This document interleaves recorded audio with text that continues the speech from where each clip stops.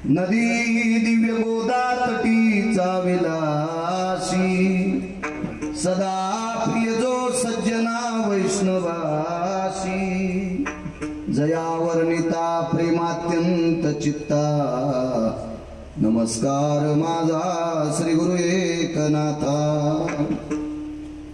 हे चिदान देगा देवा तुझा विसर न व्हावा गुण गायीन आवडी हेची माझी सर्व जोडी प्रस्तुत प्राप्त प्रसंग निवडलेला अभंग विश्वमान्य विश्वभूषण विश्वाधिकार विश्वप्रिय चिन्मय स्वरूप असणारी अधिकार संपन्न साधू श्रीमंत श्री जगद्गुरु तुकोबाराय यांचा मागणीपर प्रसंगातील प्राप्त प्रसंगी निवडलेला अभंग विठाला प्राप्त प्रसंगी निवडलेला अभंग माझ्या तुकोबारायांचा आहे। या अभंगाद्वारे देहूतले मालक ब्रह्मांडाच्या मालकापुढे मागणी मागतात। सज्जनांनो मागतात ती तुम्ही आम्ही असतात, मागतात ती माणसं असतात, मागायला लावतो तो जगाचा बाप असतो आणि जीवनात कधीच मागत नसतात ती संत असतात। पण आज तुकोबाराय मागणी करतात विटेवरच्या मालकासमोर। मग आपण एरवी ऐकतो की संत मागत नसतात, मग तुकोबाराय का मागतात? सज्जनांनो पुन्हा लक्षात घ्या, मागणी कळती त्यांना संत म्हणतात। ज्यांना मागणी कळती त्यांना संत म्हणतात, ज्यांना मागणी कळतच नाही त्यांना माणसं म्हणतात। आणि या मागणीमध्ये अडकवतो का, गुंतवतो का, त्याला देव म्हणतात। आणि याच्या चौकटीत न अडकता निमुटपणे बाजूला सरकतात, पुन्हा त्यांना संत म्हणतात। आणि ते तुकोबाराय आहेत। विटेवरच्या मालकासमोर एक आज मागणी मागतात। कुठली मागणी? हे चिदान देगा देवा, मला देऊन टाका देवा। काय पाहिजे तुकोबाराय? तुझा विसर न व्हावा। थोडासा मालक, मला तुमचा विसर नाही पडला पाहिजे, रात्रंदिवस तुम्ही माझ्या अंतकरणात असले पाहिजे, हे देऊन टाका। घेऊन टाका, काय हरकत नाही। पुन्हा गुणगायीन आवडी, रोज तुमचा गुणानुवाद याचं वर्णन करीन आवडीनं, नित्य तुमचं भजन करीन, हेची माझी सर्व जोडी। माझ्या जीवनातली ती जोड आहे। विटेवरच्या मालकानं सांगितलं तुकोबाराय तुम्हाला भजन करायचं असेल, माझं गुण गायचं असेल तर देह मानवी लागेल। मग मानवी देह लागत असेल तर गर्भवासाला यावं लागेल, तर ते तुकोबाराय होते। गर्भवासाच्या दुःखाला पण असं काही नकार दिला नाही, त्याच्या अलीकडं देवानं आमिष दाखवलं। आमिष, माणसं आमिषाला बळी पडतात। मी तुमच्या पुढे सांगतोय म्हणजे मी फार शहाणा आहे का? मी सुद्धा तुमच्यातलाच एक आहे। पंत संत वाङ्मयाचा अभ्यास तुमच्या पुढे मांडतोय, मी सुद्धा तुमच्यातलाच एक आहे। माणसं आमिषाला बळी पडतात, जे आमिषाला बळी पडत नाहीत ती संत असतात। देवानं तुकोबारायला मोक्षाचं आमिष दाखिलं, धनाचं आमिष दाखिलं। तुकोबाराय म्हणले नकोय, न लगे मुक्ती आणि संपदा, मला मोक्ष नकोय देवा, मला संपत्ती नकोय, संत संग दे सदा, मला संतांची संगती पाहिजे। मग संतांची संगती पाहिजे, भजन करायचे, रात्रंदिवस माझं गुण गाणार, देव मानवी पाहिजे। मग गर्भवास, तुका म्हणे गर्भवासी, सुखी घालावी आमाशी। देवा गर्भवासाचं दुःख किती असू द्या, पण गर्भातून बाहेर पडल्याच्या नंतर रात्रंदिवस तुझं गुण गावा, एवढं देऊन टाक रे देवा। हा साधा सोपा सरळ अभंगाचा अर्थ झालं कीर्तन। विठाला विठाला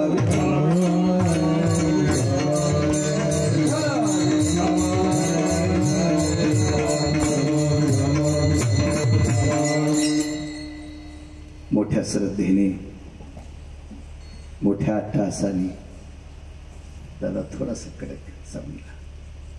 चालत असलेला हा जुनाट परंपरा, तुमची फार जुनी परंपरा. 50 वर्षापूर्वी राजे हो, जीनच्या पॅन्टीवाल्यांना जरासा विचार करा.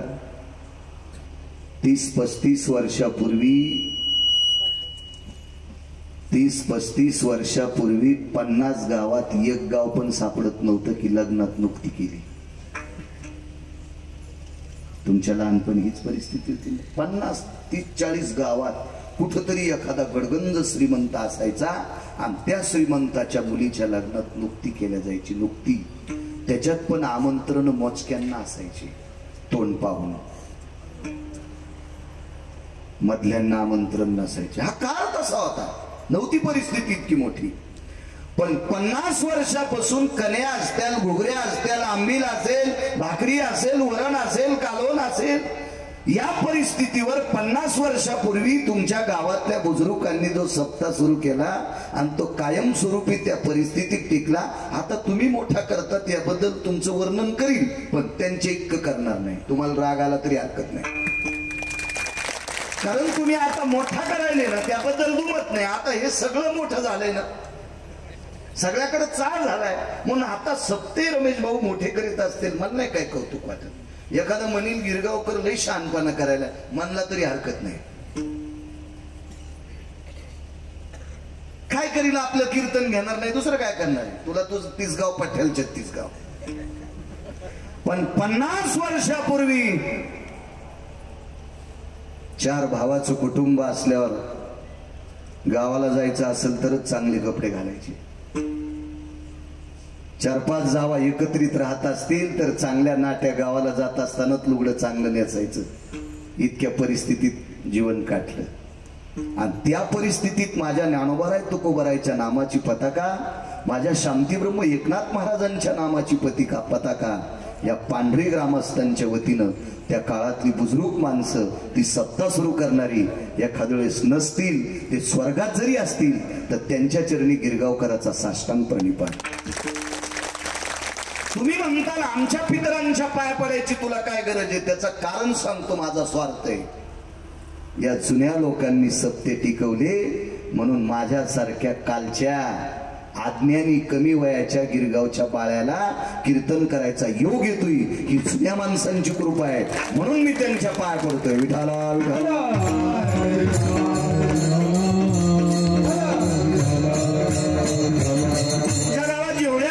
मंडळी असतील तेवढ्यांना मनपूर्वक प्रणाम, धन्यवाद. तारखेच्या संदर्भात भीमरावजी पैठणे चिंचखेडचे तुमच्या सत्ता कमिटीच्या वतीनं, गावकऱ्यांच्या वतीनं संपर्क करत होते. मलाही येण्याचा योग आला, ते आहेत सुद्धा. आज मृदंगाचार्य हरिभक्तीपरायण आमचे गणेश महाराज या परिसराला लाभलेलं अत्यंत तात्विक सात्विक मृदंग क्षेत्रातलं वैभव, महाराजांना सुद्धा प्रणाम. आदरणीय हरिभक्तीपरायण याच गावाला लाभलेलं गायन क्षेत्रातलं रत्न खुशाल महाराज. आंध्र प्रदेशाच्या कॉर्नरला आपण एकदा जायचो. आंध्र प्रदेश, आता त्याला तेलंगणा म्हणतात. हो, तिथपर्यंत खुशाल महाराज. त्यांना मला आज कळालं यांचं हेच गाव आहे, बैठकीत भेटल्यावर. वा, खुशाल महाराज तुम्हाला सुद्धा प्रणाम. आदरणीय आमचे हरिभक्तीपरायण काकडे महाराज आहेत, वारकरी माणूस, छान. काकडे महाराजांना सुद्धा धन्यवाद, प्रणाम. त्यांच्या बाजूचे दादा आहेत त्यांना प्रणाम, चौकदार आहेत त्यांना प्रणाम, इनेकरी बाबा आहेत त्यांना प्रणाम. गायन क्षेत्रातलं तज्ञरत्न संगीत विशारद आदरणीय हरिभक्तीपरायण आमचे संतोषजी महाराज, गोड ज्यांचा आवाजावर प्रभुत्व आहे, महाराज तुम्हाला सुद्धा प्रणाम. बाजूचे हरिभक्तीपरायण अहिलाजी महाराज आहेत, महाराज तुम्हाला सुद्धा प्रणाम. सर्वांना मस्तक माझा पायावरी या वारकरी संतांच्या पंचकृषीतून आलेला तुम्ही श्रोता वर्ग, अमूल्य वेळ खर्च करून माझ्या ज्ञानोबाराय तुकोबाराय नाथबाबा सावता महाराज सेना महाराज या संतांच्या नामचिंतना करता तुम्ही वेळ देता, म्हणून आळंदीतल्या मालकांच्या उकोक्तीनुसार तुमच्या चरणी साष्टांग प्रणिपात करतो. तुम्ही कथा कीर्तनातला श्रोता हा प्रत्यक्ष शंकर असतो, तुम्हाला प्रणाम करतोय. साऊंड सिस्टीमवाले आमचे सोमनाथ राजे, त्यांना सुद्धा धन्यवाद प्रणाम. आदरणीय दादा आहेत, सूर्यवंशी काका आहेत, त्यांना काकांना सुद्धा प्रणाम. आधी करून आमचे रमेश भाऊ आहेत, भीमरावजी आहेत, टकले अण्णा आलेले, सुजित आदी करून आणि कॅमेरेवाले अजय सगळेच माणसं तुम्हाला सगळ्यांना प्रणाम करतो. फक्त अभंगाचं कडवं टाका जरा, एकच विनंती लावा. अरे ज्ञानोबाराय तुकोबारायच्या नामाचा प्रचार करतात तुम्ही सुद्धा कीर्तनकाराच्या बरोबरीचे आहात. फक्त अभंगाचं कडवं टाकी जा. विठाला विठाला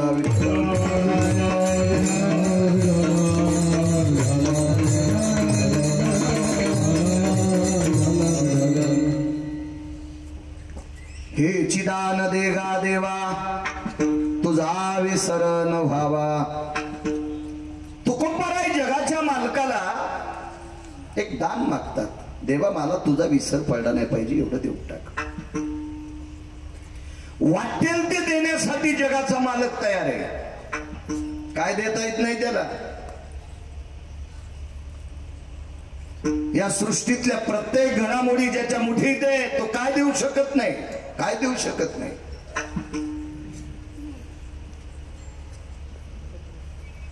एखाद्या माणसाकडे जरासं वैभव आलं तर तो सुद्धा देण्याच्या गप्पा करतो. या विश्वाचं वैभव ज्याच्या ताब्यात आहे तो किती देत असेल कल्पना करा. त्याला काय देता येणार नाही, काय नाविन्य असेल त्या मालकाकडे. पण तुकोबारायांनी तडा दिला. नकोय म्हणले, मला काही नकोय, फक्त एकच देऊन टाक, तुझा विसर झाला नाही पाहिजे. तो ब्रह्मांडाच्या मालकाने तुकोबारायाला सांगितलं, तुकोबाराय तुमची परिस्थिती प्रापंचिक फार मोठी होती, पण कालांतरानं तुमची प्रापंचिक परिस्थिती म्हणजे आर्थिक परिस्थिती इतकी ढासळली, एवढी ढासळली, एवढी ढासळली, ती पाहून मला सुद्धा करमत नाही. कोण म्हणते माहितीये? पंढरपुरातले मालक. तुकोबारायाने सांगितलं, देवा माझी प्रापंचिक परिस्थिती पाहून जरी तुम्हाला करमत नसेल, पण मी काही माझ्या प्रापंचिक परिस्थितीची व्यथा तुमच्या पुढे मांडलेली नाही. मी सतत विवेक बुद्धीने विचार करून तुमच्या पुढे एक मागणी मागतोय, मला फक्त तेवढी देऊन टाका, तुझा विसर न व्हावा. माझ्या प्रापंचिक परिस्थिती ती जी माझ्या प्रारब्धाची गती. अन्नमान धन हे तो प्रारब्धाधीन, याच्या बाबतीत काही तुम्ही करू नका देवा. जे असेल ते माझं प्रारब्ध मी भोगण्यासाठी तयार आहे. आणि त्रेतायुगात तुम्ही तुमचं प्रारब्ध तुम्हाला चुकवता येत नाही, तुम्ही आमच्यात कशाला बोट घालता. कर्मे श्रीराम वनवासा गेला, कशाने चुकवता बोट घालून. मला इतकं देऊन टाका. मला काय प्रखर भाषा असू लोकांची. ग्रामपंचायतच्या सदस्य पुढे बोलताना भेऊन बोलावं लागते. एखाद्या वेळेस आपण याच्या विरोधात गेलं तर याच्या रानातून रस्ता असल्या जाऊ देतं का नाही. माझ्या विरोधात गेलतास तुला माया रस्ते करा, शेतातून रस्ता बंद. विश्व ज्याच्या ताब्यात आहे रमेशराव, सरळ तुकोबाराय म्हणलं, देवा आमच्या बाकीच्या गोष्टीत काही तू बोट घालू नकोस, हा त्याच्यात टांग मारू नकोस, फक्त तेवढंच देऊन टाक, मला तुझा विसर नाही झाला पाहिजे. महाराज हे ऐकत असताना सुद्धा देव शांत आहे. विद्यार्थी या लोकांचा अधिकार किती मोठा असेल कल्पना करा.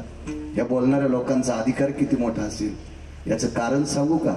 विश्वाचा मालक किती मोठा आहे हा तुम्हा मला जर ठावा केला असेल तो संतांनी केला आहे. महाराज एका ठिकाणी म्हणतात, तू विसरून गेलास का? अरे आम्ही तुला ठावा केलं देवा, जगांना तू माहित केलास ना. आम्ही केले, आम्ही केले, आम्ही केले. पुरावा आहे फार सुंदरसा. ही त्या अधिकारावर असलेली कडक तात्विक सात्विक भाषा. याच्या पलीकडचं सांगू का? संत इतक्या प्रबळ स्थितीनं का बोलतात माहितीये का? विश्व ज्याच्या ताब्यात आहे त्याला जगाचा बाप म्हणतात. तुम्हाला आणि मला इथे किती दिवस ठेवायचे आणि कोण्या दिवशी मळ्यात नेऊन ठोकायचे ही ज्याच्यात ताकद आहे त्याला देव म्हणतात. पण त्याला सुख द्यायची ताकद संताची. संताचे सुख झाले या देवा, मनवून सेवा करी त्यांची. देवाला सुख देण्याची ताकद संतात आहे. भगवान मला माझ्या परिस्थितीचा कशाला विचार करता, एकच देऊन टाका, फक्त तुझा विसर झाला नाही पाहिजे, त्याच्या पलीकडे काय नको. मालक म्हणले, तुकोबाराय माझा विसर तुम्हाला पडला नाही पाहिजे असं देऊन टाकतो, पण फायदा काय? मला माहिती ना काय फायदा आहे. मी विवेक बुद्धीनं मागतोय, गाफीलपणाने मागत नाही, अतिदायीपणाने मागत नाही, चंचलपणाने मागत नाही. विवेकाला स्थिर करून मागतोय देवा की तुझा विसर न पडण्यात जी ताकद आहे का ती कशातच नाही, तेवढंच देऊन टाक. बऱ्याच मागण्या केल्या. कधी कधी देवाच्या पायाची सेवा मागितली, कधी त्याच्या नामाचा उच्चार मागितला. वाटेल असं काही काही. कधी कधी देवा मला वारकरीच कर, वैन भिकारी पंढरीचा वारकरी, अशा बऱ्याच गोष्टी मागत गेले. आज मात्र तुझा विसर न व्हावा हे मागितलं. देवानं बऱ्याचपैकी काही सांगितलं होतं. तुम्हाला घर देतो, नकोय. पद देतोय, नकोय. संपत्ती देतोय, नकोय. का नको म्हणले असतील?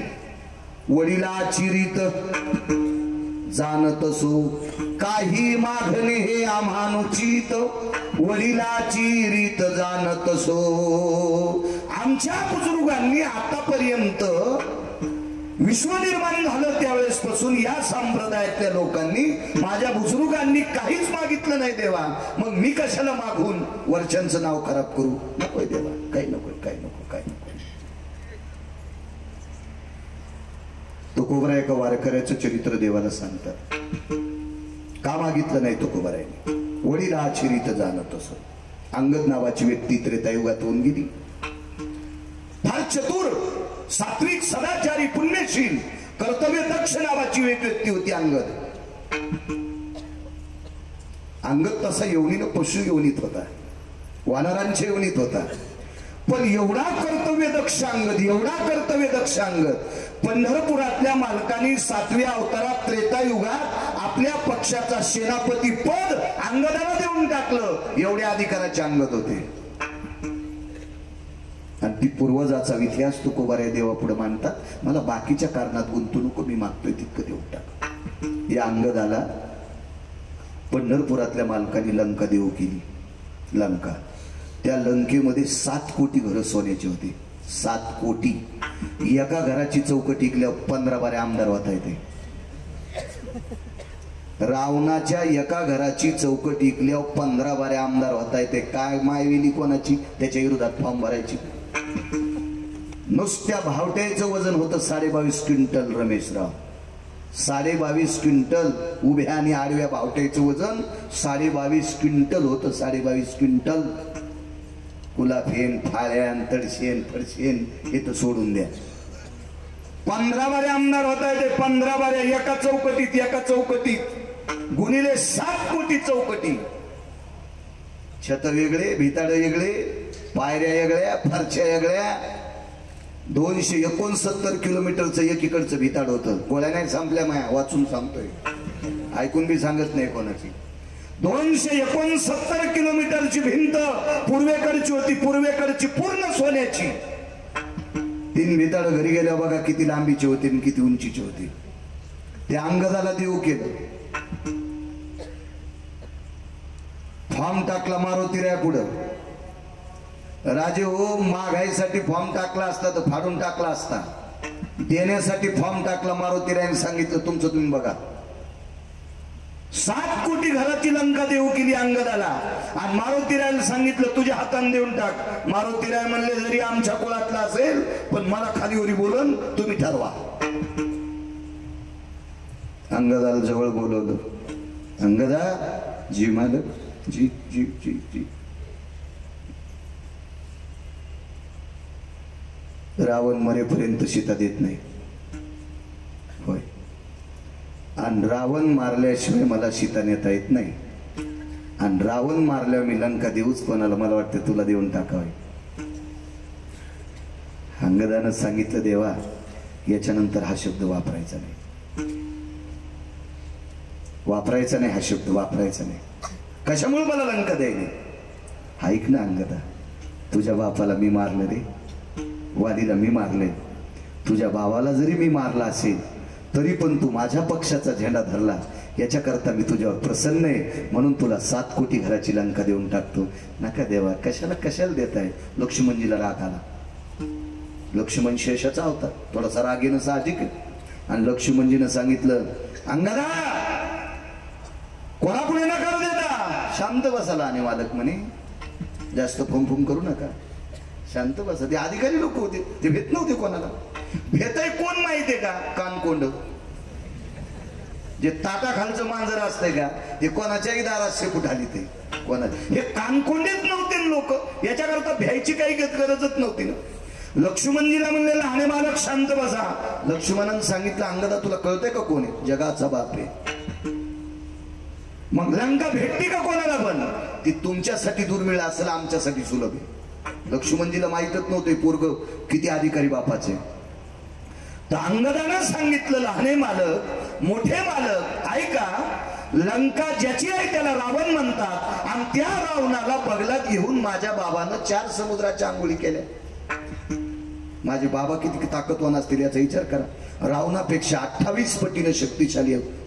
माझ्या बाबाच्या मनात रावणाच्या संपत्तीविषयी पाप असतं तर बगलात रावण दाबला असता, टमाटर फुटल्यासारखा रावण फुटला असता. लंका कोणाला राहिली असती? लक्ष्मणजी म्हणले वालीला. मग वाली गेल्यावर लंका कोणाला? अंगदाला. मग ज्या बापाने दुसऱ्याच्या संपत्तीवर डोळा ठेवला नाही, ज्या वालीने दुसऱ्याच्या संपत्तीवर डोळा ठेवला नाही, त्या निष्ठावंत वालीचा पुत्र मी अंगदे. मलाही सुद्धा लंकेवर डोळा ठेवून मालकाचं भजन करायचं नाही, निष्काम सेवा करायची. नकोय नकोय म्हणून हे अष्टादश संतांपैकी मालक म्हणतात वडिलाची रीत जाणत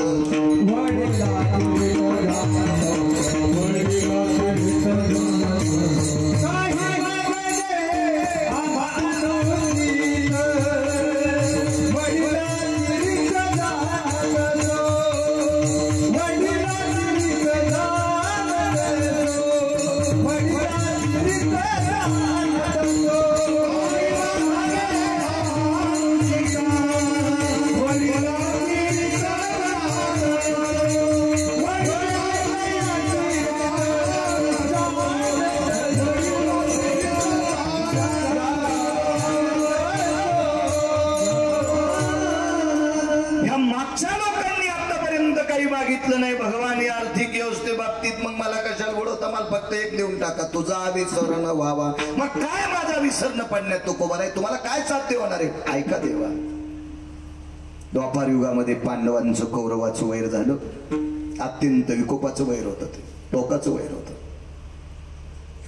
आणि या वैराकार दुर्बुद्धीला खत पाणी घालणारा एक त्या काळातला विवेकभ्रष्ट, मतिभ्रष्ट, नीतिभ्रष्ट, आचरण भ्रष्ट, शील भ्रष्ट, 23 प्रकार येते ते बस झाली एवढीच.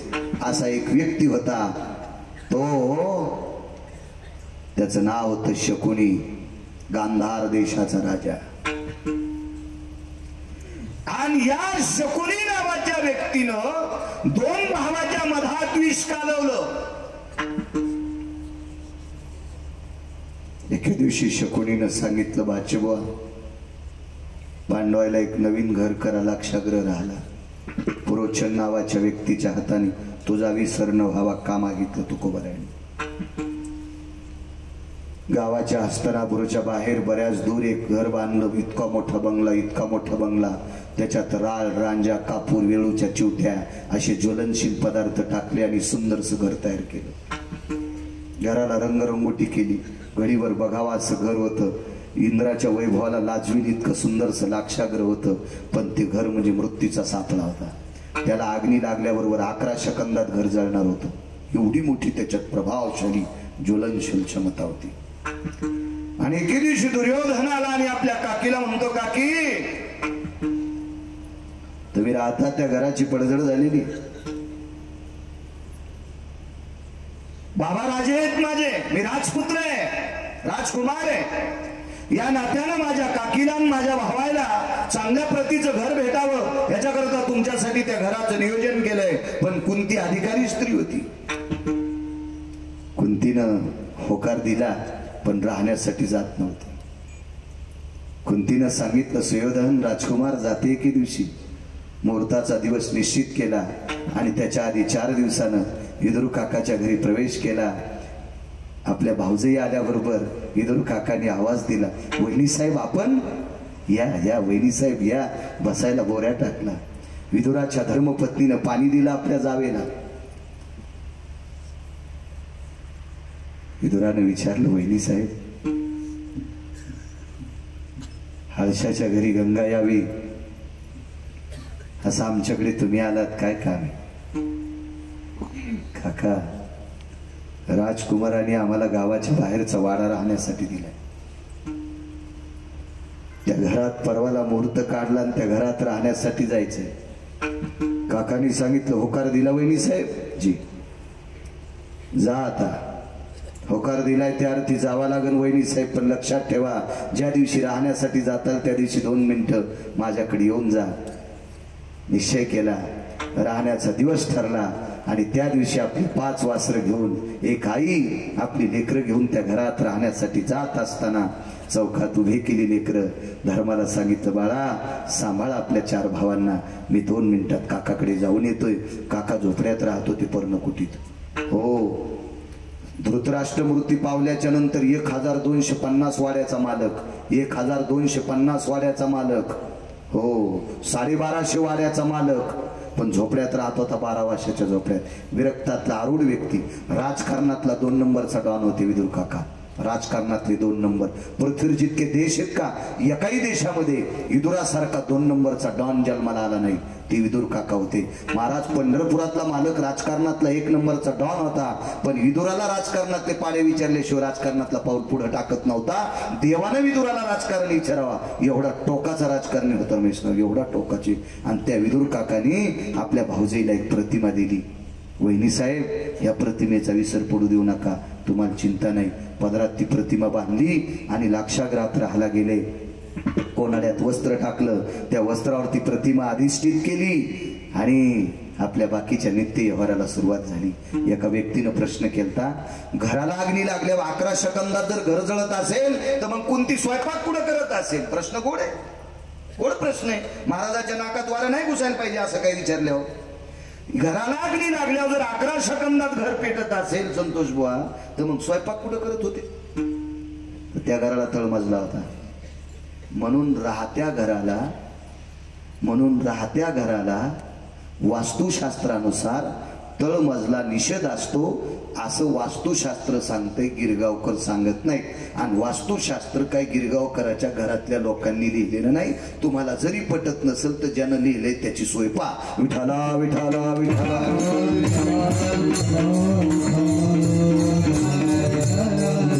नित्य त्या घरामध्ये भजनाचा वास. पहिला दिवस त्या घरामध्ये देवाचं अधिष्ठान प्राप्त केलं. स्वयंपाक आटपला, देवाला नैवेद्य ठेवला, आपल्या वासरांना जेव घातलं, स्वतः जेवण केलं. पहिली रात्र आहे, लेकरं तिथं झोपलेली आहे, भिंतीला टेकन देऊन त्या प्रतिमेकडे पाहत होती, तुझा विसर न व्हावा. पहिला दिवस रात्रीचे मध्ये 1-1:30 वाजला, त्यावेळेला खिडकीतून पुरोचन नावाचा व्यक्ती पाहत होता. बाई जागी. पहिला दिवस त्याचा मातीत गेला. दुसऱ्या दिवशी कोणती जागते, तिसऱ्या दिवशी कोणती जागते, चौथ्या दिवशी कोणती जागते, 5व्या दिवशी कोणती जागते. दुर्योधनानं पुरोचन नावाच्या व्यक्तीला सांगितलं, बेट्या आज सकाळी आमची चुलती, आज संध्याकाळी आमची चुलती आणि माझे 5 भाऊ जर वाडा जळून जर नाही मारलेस तर तुझा संसार जाळून टाकीन. त्यानं सांगितलं, मालक मी रोज रात्री मध्यरात्री मशाल घेऊन वाडा पेटवायला जातो, पण बाई झोपतच नाही. बाई झोपत नाही. करत काय होती माहितीये? कोनाड्यात ठेवलेल्या प्रतिमेचं चिंतन करत होती, नित्य त्याच्याकडे पाहत होती, त्याचा विसरच पडू देत नव्हती. 6वा दिवस उजळला. 6व्या दिवशी कशीबशी जागली. 7व्या दिवशी कुंतीच्या लक्षात आलं, आजची रात्र आपण जागू शकत नाही. तुझा विसर न व्हावा. का मागतात तुकोबार आहे? कशा करता तुकोबार आहे? म्हणले, देवा फक्त तुझा विसर नाही झाला पाहिजे, एवढं देऊन टाक. 7व्या दिवशी सकाळी उठल्या, झोपायचा प्रश्नच नाही. उठली लेकरं, स्नान आटपली, नित्यकर्म आटपला, देवतार्चन सर्व आटपलं, स्वयंपाकाला लागल्या. कुंतीला 9 दाशा दिल. त्या 9 दाशा होत्या कुंतीच्या ताब्यात. 9. दुःख काय वाटलं, तुळशीला पाणी घालीत असताना कुंतीच्या लक्षात आलं, माझ्या 5 लेकरायला आणि मला दुर्योधन जाळतोय, पण आमच्यामुळे ह्या 9 जणी मरू शकतात. 9 जणी मरू शकतात. कुंतीने काय सांगितलं, आज देवाला नैवेद्य करायचा आहे, मी स्वतः स्वयंपाक करणार, आज तुम्हाला सुट्टी, आज तुम्ही सुट्टी, जा तुम्ही तुमच्या घरी. निघून आणि त्या 9 जणीला काढून दिलं. महाराज कर्मनो गहनोगती, कर्मनो गहनोगती. 5 लेकरं घेऊन एक भिल्ल स्त्री कुंतीच्या वसरीत मुक्कामाला थांबली. 5 अपत्य, तिला सुद्धा 5 लेकरं होती. एक भिल्लाची स्त्री होती, सात्विक सदाचारी स्त्री होती, पुण्यशील स्त्री होती. आपल्या 5 लेकराला घेऊन आश्रया करता गावाच्या बाहेर बांधलेल्या लाक्षागृहाच्या पडवीमध्ये ती मुक्कामाला आहे. हे कुंती आई साहेबांना माहित नाही. त्या पडवीत ती आपली 5 लेकरं घेऊन झोपलेली. 9 दाशा मरू नये याच्याकरता कुंतीनं परत केल्या. पुराण वाचीचा लक्षात येईल, तुमच्या घरी परत केल्या. पण कुंतीला माहित असतं ही बाई आपली 5 लेकरं घेऊन थांबली, तर कुंतीनं पण सांगितलं असतं, बाई इथं मुक्कामाला थांबू नको. राग आला तरी हरकत नाही, पण याच्याकरता बोलली असती, आमच्यामुळे ही जळू शकते. पण नियतीला जे मान्य आहे त्या गोष्टी होत असतात. सज्जनांनो, दुर्योधनाच्या लक्षात आलं पाहिजे होतं की 5 माणसांचे एका बाईच्या अस्थी सापडल्यात, त्या ती कुंती आणि पांडव संपलेत त्याला. मग हे 5 लेकरं आणि ही भिल्ल स्त्री कोण असावा, त्याच्यासाठी एका पुराणातला दिलासा घ्या. ते राहू देतो मी. हे ऐकल्याच्या नंतर रिॲक्शन होईल, कारण सगळ्या गोळ्या एकट्या घेत नसतात. विठाला विठाला विठाला.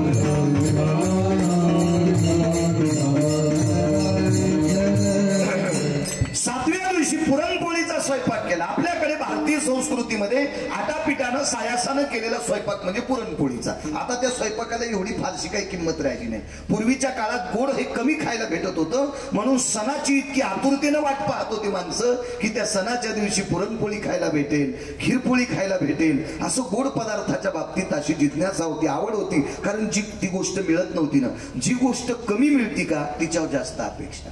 मेथीची भाजी सुरुवातीला 25 रुपयाला जुडी असली की जास्त खावा वाटती, आणि 5 रुपयाच्या 5 जुड्या असल्या की बाया चिरून वाळू घालतात वड्यात टाकायला.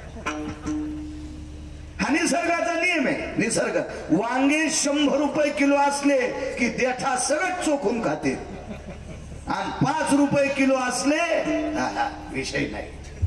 कुठली गोष्ट, जी गोष्ट कमी मिळती का ती जास्त चित्तात असती. लहानपणी गोड गोष्टीला एवढी किंमत होती, एवढी. अहो शिरा माणसं इतका इतका ताटावर वाया जाऊ देत नव्हती, इतका इतका, एवढा एवढा. आता मोठाल्याच्या लग्नामध्ये कमरा इतकाले डस्टबिन बुंदीच्या लाडून आणि गुलाबजामुन भरते. म्हणजे ती मोठाली माणसं खराब करतेत नाही, त्यांच्या लग्नात जेवायला आलेली नालायक माणसं इतकी मस्ताडून गेली, माझ्या भाषेत सांगू का, इतकी माजून गेली, इतकी माजून गेली. 2050 आपल्यासाठी वाईट येणार आहे. 2050 लिहून घ्या. माझं काय फार वय नाही, पण मी फार जुन्या लोकांची ग्रंथ वाचणारा माणूस आहे. 2050 आपल्यासाठी वाईट येणार आहे. त्याच्यामध्ये पैशाची बंडलं सापडतील, पण अन्नाचा दुष्काळ असेल. सज्जनांनो, शांती ब्रह्म एकनाथ महाराजांच्या चरणी साष्टांग दंडवत, ज्ञानोबराय तुकोबरायच्या चरणी साष्टांग दंडवत. आपण वारकरी प्रांतातले माणसं आहेत, जराशी जिज्ञासा अंतःकरणात ठेवा. अन्नावर एवढं मातू नका. जुन्या माणसाची एक मन आहे, गरिबी आल्यावर लाजू नये, श्रीमंती आल्यावर माजू नये. आपण अन्नाच्या बाबतीत इतका इतका इतका इतका अतिताईपणा करायलो, इतका अतिताईपणा करायलो. म्हणून या अतिताईपणाचा राग जर पंढरपुरातल्या मालकाला आला तर 2050 आपल्यासाठी बेकार येईल. हे येऊ नये सज्जनांनो. म्हणून बुटा चपला सगळं पाया पडतो. अन्नाच्या बाबतीत अंतःकरणात पाप येऊ देऊ नका. आपल्याला लागेल तेवढंच पात्रावर घ्या, आपल्याला लागेल तेवढंच पात्रावर घ्या, जेणेकरून या पापाचे पडसाद उद्या आपल्या चिल्या पाल्याला फेडण्यासाठी येऊ नये. याच्याकरता जुन्या लोकांनी सुद्धा हे अंतःकरणात ठेवा. विठाला विठाला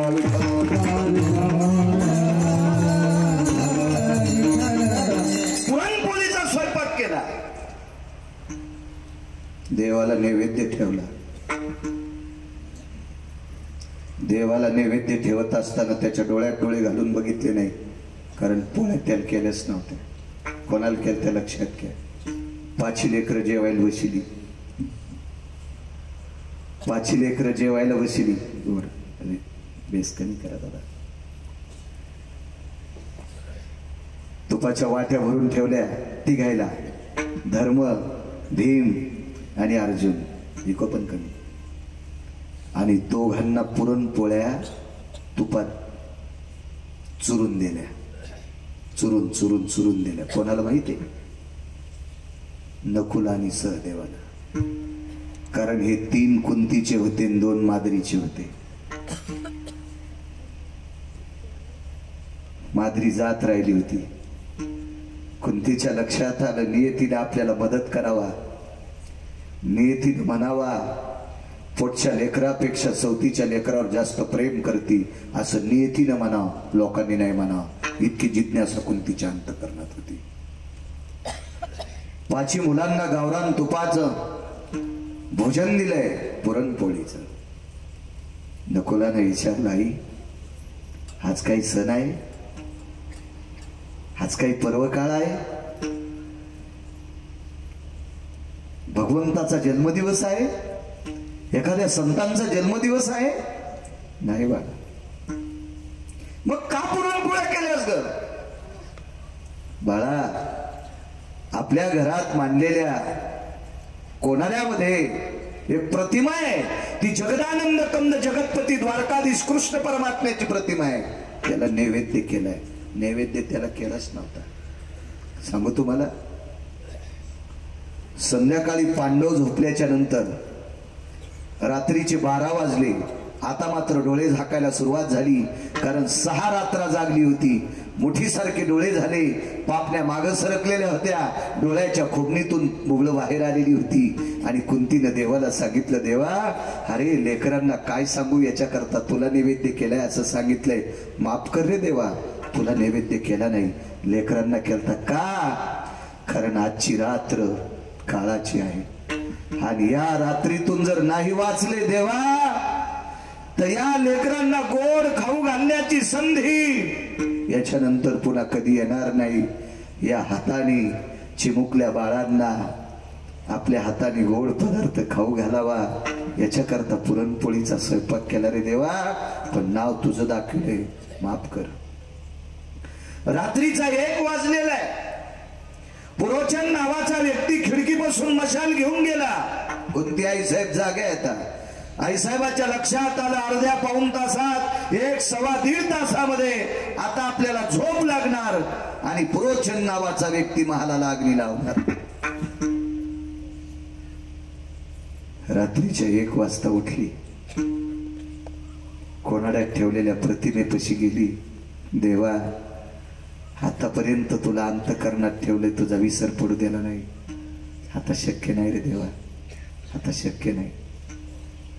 देवा मला नेलंच तर ने रे, त्याबद्दल दुमत नाही.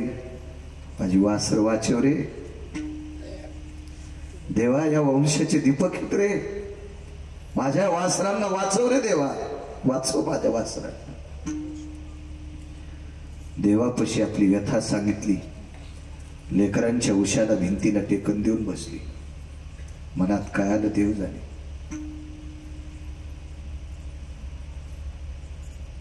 पाचपैकी दोघांची चेहरे उघडली. धर्म भीम अर्जुनाचे चेहरे झाकलेली आहेत.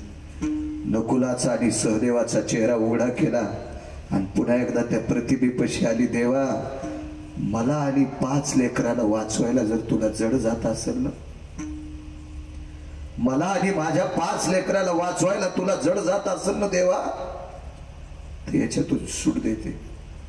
मला मार. धर्म भीम अर्जुन मार. पाय धरते रे तुझे देवा, तुझ्या पायावर विनंती करते रे. नकुलाला सहदेवाला मात्र मारू नकोस, दोघायला वाचव. साष्टांग प्रणिपात केला आणि भिंतीला टेकन देऊन बसली. शेवटचा प्रणाम केला. देवा आता जाऊ शकत नाही. आतापर्यंत तुला स्मरणात ठेवले. विदुर काकांनी सांगितल्यानुसार तुझा विसर पडू दिला नाही. आता टाकणं शक्य नाही. डोळा लागला. कुंती आई साहेबाचा डोळा लागला. प्रतिमा पाहणं बंद झालं आणि पुरोचन काही अंतरावर मशाल घेऊन येत होता. हे द्वारकेतल्या मालकाच्या लक्षात आलं. आता काही वेळाला जर पुरोचन पोचला आणि कुंती झोपलेली अशी जर कळालं तर लाक्षागृहाला आग लावणार आणि काही शकंदक पांडव आणि कुंती जाणार. रात्रीच्या 1:30 पावणे 2 वाजता जागे झाले. जगाची मालकीन रुक्मिणी आई साहेब उठून बसल्या पायथ्याला. काय प्रभू? काही नाही. भालदार सोबदार जी, सुदर्शन घेऊन या. रात्रीच्या समयाला देवघरात सुदर्शन असायचं. ते सुदर्शन प्रभूच्या हातात दिलं आणि जगाच्या मालकानं ते सुदर्शन बोटाला अडकिलं आणि त्या सुदर्शनाला सांगितलं, अरे जिनं 7 रात्र जागून मला अंतःकरणात ठेवले, मुठीसारखे डोळे झालेत रे, तिला आणि तिच्या वासरांना मारण्याचा प्रयत्न पुरोचन नावाचा व्यक्ती हस्तिनापूरच्या नालायक राजाच्या मुलाच्या सांगण्यानुसार करतो, गांधार देशाच्या हलकट राजाच्या सांगण्यानुसार करतो, जयद्रथासारखा मूर्ख व्यक्ती त्याच्या सांगण्यानुसार करतोय, दुःशासनासारख्या दुर्जयी माणसाच्या म्हणण्यानुसार करतोय. लक्षात ठेव रे सुदर्शना, वाचो. चक्रा मार के धरणी फोडी, लाखा जोर में पांडव बैठे, गुप्ता आग लगाई, बिगरी किने बजाई, नाथ मोरे बिगरी किने बजाई. ते सुदर्शन सोडलं, ज्या ठिकाणी कुंती आणि पांडव आहे त्या ठिकाणी भुयार पडलं. नर्मदेच्या तीरावर पांडव आणि कुंती घेऊन गेले आणि लाक्षाग्रह जळालं. सकाळी दुर्योधनाच्या लक्षात आलं, आपली अक्काकी आणि आपले 5 भाऊ वारले, पण आस्ती कुठे येतात? एका बाईच्या बांगड्या सापडल्या भाऊ, त्या भिल्ल स्त्रीच्या बांगड्या होत्या आणि 5 अपत्यांच्या अस्थी सापडल्या. लक्षात घेतल्या बांगड्या कुंतीच्या असावा आणि या 5 मुलांच्या अस्थी सापडल्या या पांडवांच्या असावा. बुसतील दुर्योधनानं, नालायक दुर्योधनानं, निर्बुद्ध विचाराच्या दुर्योधनानं आपली चुलती आणि आपण भाऊ मृत्यू पावल्याच्या नंतर दिवाळी साजरी केली. या भारत देशातल्या 14 नालायकापैकी एक दुर्योधन नालायक होता. रक्ताच्या नात्यातली संपल्याच्या नंतर दिवाळी साजरी करतो इतका नालायक दुर्योधन होता. पण महाराज ती पांडव नव्हते, एका साध्या स्त्रीची लेकर होते, एका गरीब स्त्रीच्या अस्थी होत्या, तिच्या बांगड्या होत्या, तिच्या बांगड्या होत्या. चला तिकडं पोचले. या मुद्द्यावर अभंगावर माझे तुकोबर आहे म्हणतात देवा. अरे ज्याला संध्याकाळचा ठिकाणा नाही तो रातच्या झोप मोडून उठत नाही. रातच्या झोप मोडून मला फीस कमी करायची होती, शिकायला होतं. मी 7वी पर्यंतच शिकलो. आताची माई परिस्थिती इचकू नका, मी मागची सांगायला, मी मागची सांगतोय, मागची. तर एका त्या फॉर्मवर सरपंचाचा शिक्का आणि सही लागते फीस माफ करण्यासाठी. त्याला कोणता फॉर्म म्हणते सांगता येईल? ABC form. वा वा. त्या फॉर्मवर सही घ्यायची. मग सकाळी सकाळी सरपंचाच्या घरी गेलो तर 9 वाजलेले होते. 9 वाजता गेल्यावर सरपंचाची बायको लेंड्या झाडू लागली. 5-6 शेपुड्या होत्या लिंबाखाली बांधलेल्या आणि लेंड्या झाडू लागली. तर मी म्हणलं, बाई बाई दादाला बोलायचं, इतक्या सकाळी थुत्र घेऊन चलतात? 9ला सकाळ असती. झोपू गिपू देतात का नाही? काय गुत घेतलं गाव ते ना. आणि हिच्या नवऱ्याला एकच बोट, रात्री एक हार पिलता, दारापुढे एकच दिसू लागला. तर त्याची बायको इतकी ऐटीत आली. 11 वाजता येईल. 11 वाजता गेलो तर ते घरी नाही, ते घरी नाही, ते घरी नाही. संध्याकाळी गेलो. संध्याकाळी तर ते त्याचा दरुजा पुढून होतं, मागून भीतीला टाकरा घेऊ लागला. ए उघडणं दरुजा, उघडणं दरुजा, मागून भीतडा. तर ते काय शिका आणणारे त्या टायमाला एबीसी फॉर्म. माझ्या लक्षात आलं आपला फॉर्म बी चुरगाळून टाकीन, याला सकाळी भेट. पुन्हा दुसऱ्या दिवशी सकाळी गेलो. दुसऱ्या दिवशी सकाळी तर त्याच्या बायकोने इतकं धुन केलं, इतकं धुन केलं. तिनं धुन केल्या. मी म्हणलं आपल्याला शिकायचंच नाही, इमानदारीनं शिकलोच नाही, शिकलोच नाही. इतका बिना आकली तिचा नवरा. तर त्या बाईनं मला इतकं धुन केलं, नकोच म्हणलं देवा, आपल्याला 7वीच्या पुढे शिकायचंच नाही. ही इतकी धुन कायली तर पुढे शिकल्यावर कोणी धुन केल्यावर करावंच काय? माझे तुकोबर आहे म्हणतात देवा. गिरगावच्या बाळ्याला लेंड्या झाडणार बाईनं इतकं धुन केले, बुट हरपून येणाऱ्या नवऱ्याला ती उठीत नव्हती. हे सगळे कोण्या दिवशी बटन दाबून मारायचे ते तुमच्या हातात हे देवा. आणि तू रात्री 1:30 वाजता उठून पांडवांना वाचिलस. काय गरज होती देवा तुला? त्या विटेवरच्या मालकाच्या डोळ्यातून पाणी आलं आणि तुकोबरायच्या हृदयाला मिठी मारली आणि मानावर मान टाकली. तुकोबराय 7 रात्र जागून माझा विसर पडू दिला नाही. आणि ती पांडवांनी कुंती जळाली असती तर मला करुणेचा सागर नाव हे पुसून टाकलं असतं, पुसून टाकलं असतं. दयेचा सागर, करुणेचा सागर हे नाव डांबरानं पुसून टाकलं असतं.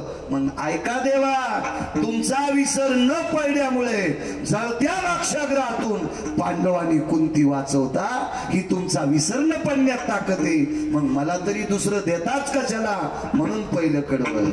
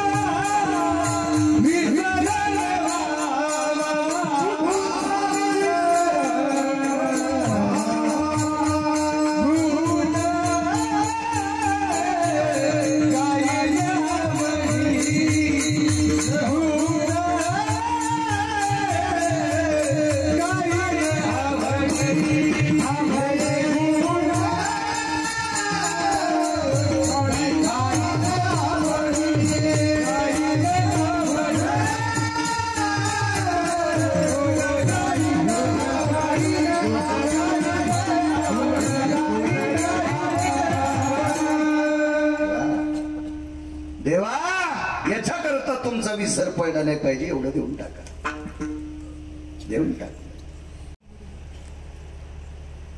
गंधमादन नावाचं एक वानर आहे. हे गंधमादन नावाचं वानर भगवान प्रभू रामचंद्राच्या पक्षामध्ये झेंडा घ्यायचं काम करत होतं. धर्माची पताका, झेंडा त्याच्या हातात होता. त्याचं नाव होतं गंधमादन नावाचं वानर. 18 पद्म वानर 72 कोटी दिसन 56 कोटी गोलांगुळ. तुकोबाराय का म्हणतात, हे का मागण्या मागतात, त्याचा पुरावा तुमच्या पुढे मांडतो. तुम्हाला मान्य असेल घ्या, नसेल मान्य तुम्ही तुमचं ठरवा. कारण पुराणाला संप्रदायानं शिक्कामोर्तब केले. पाहावे पुराणी विचार.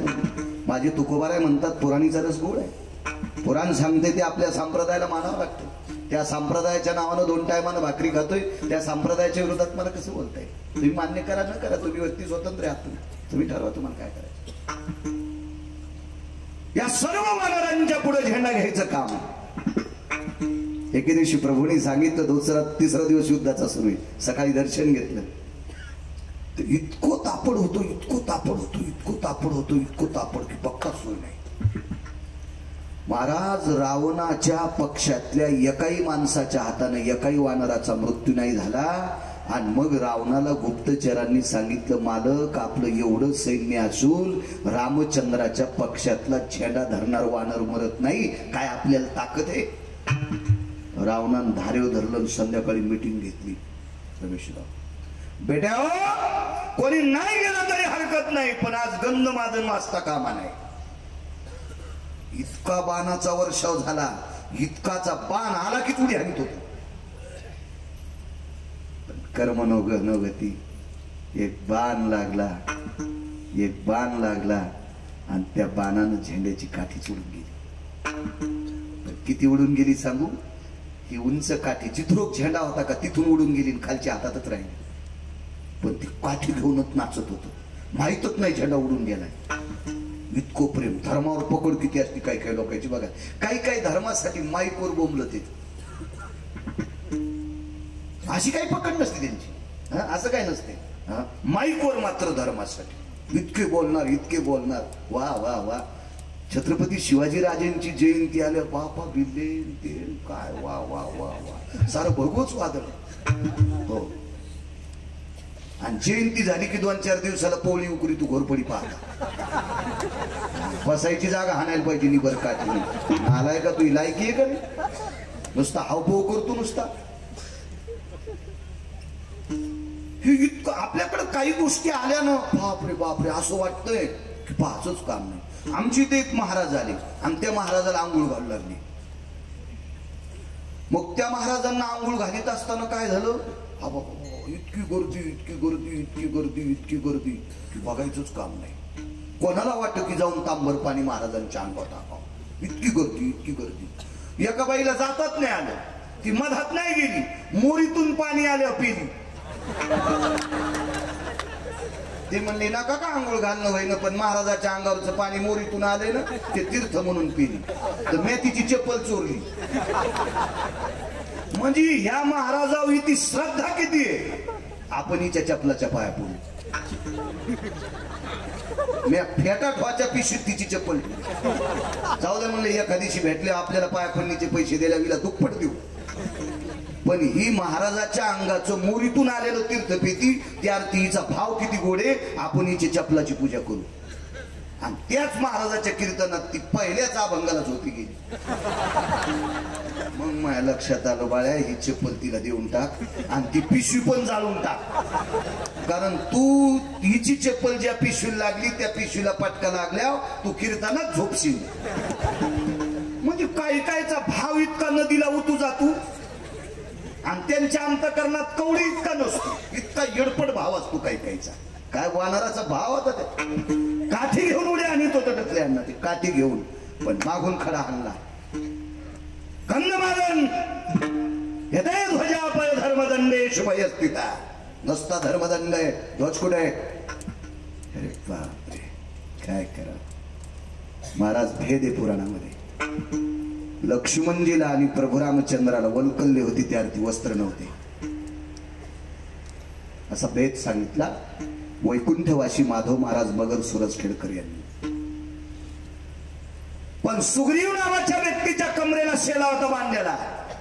तांबडी शिवडी टाकली आणि पांढरा सुग्रीवाच्या कमरेचा शेला काढून घेतला, ते उपरनं बांधलेलं.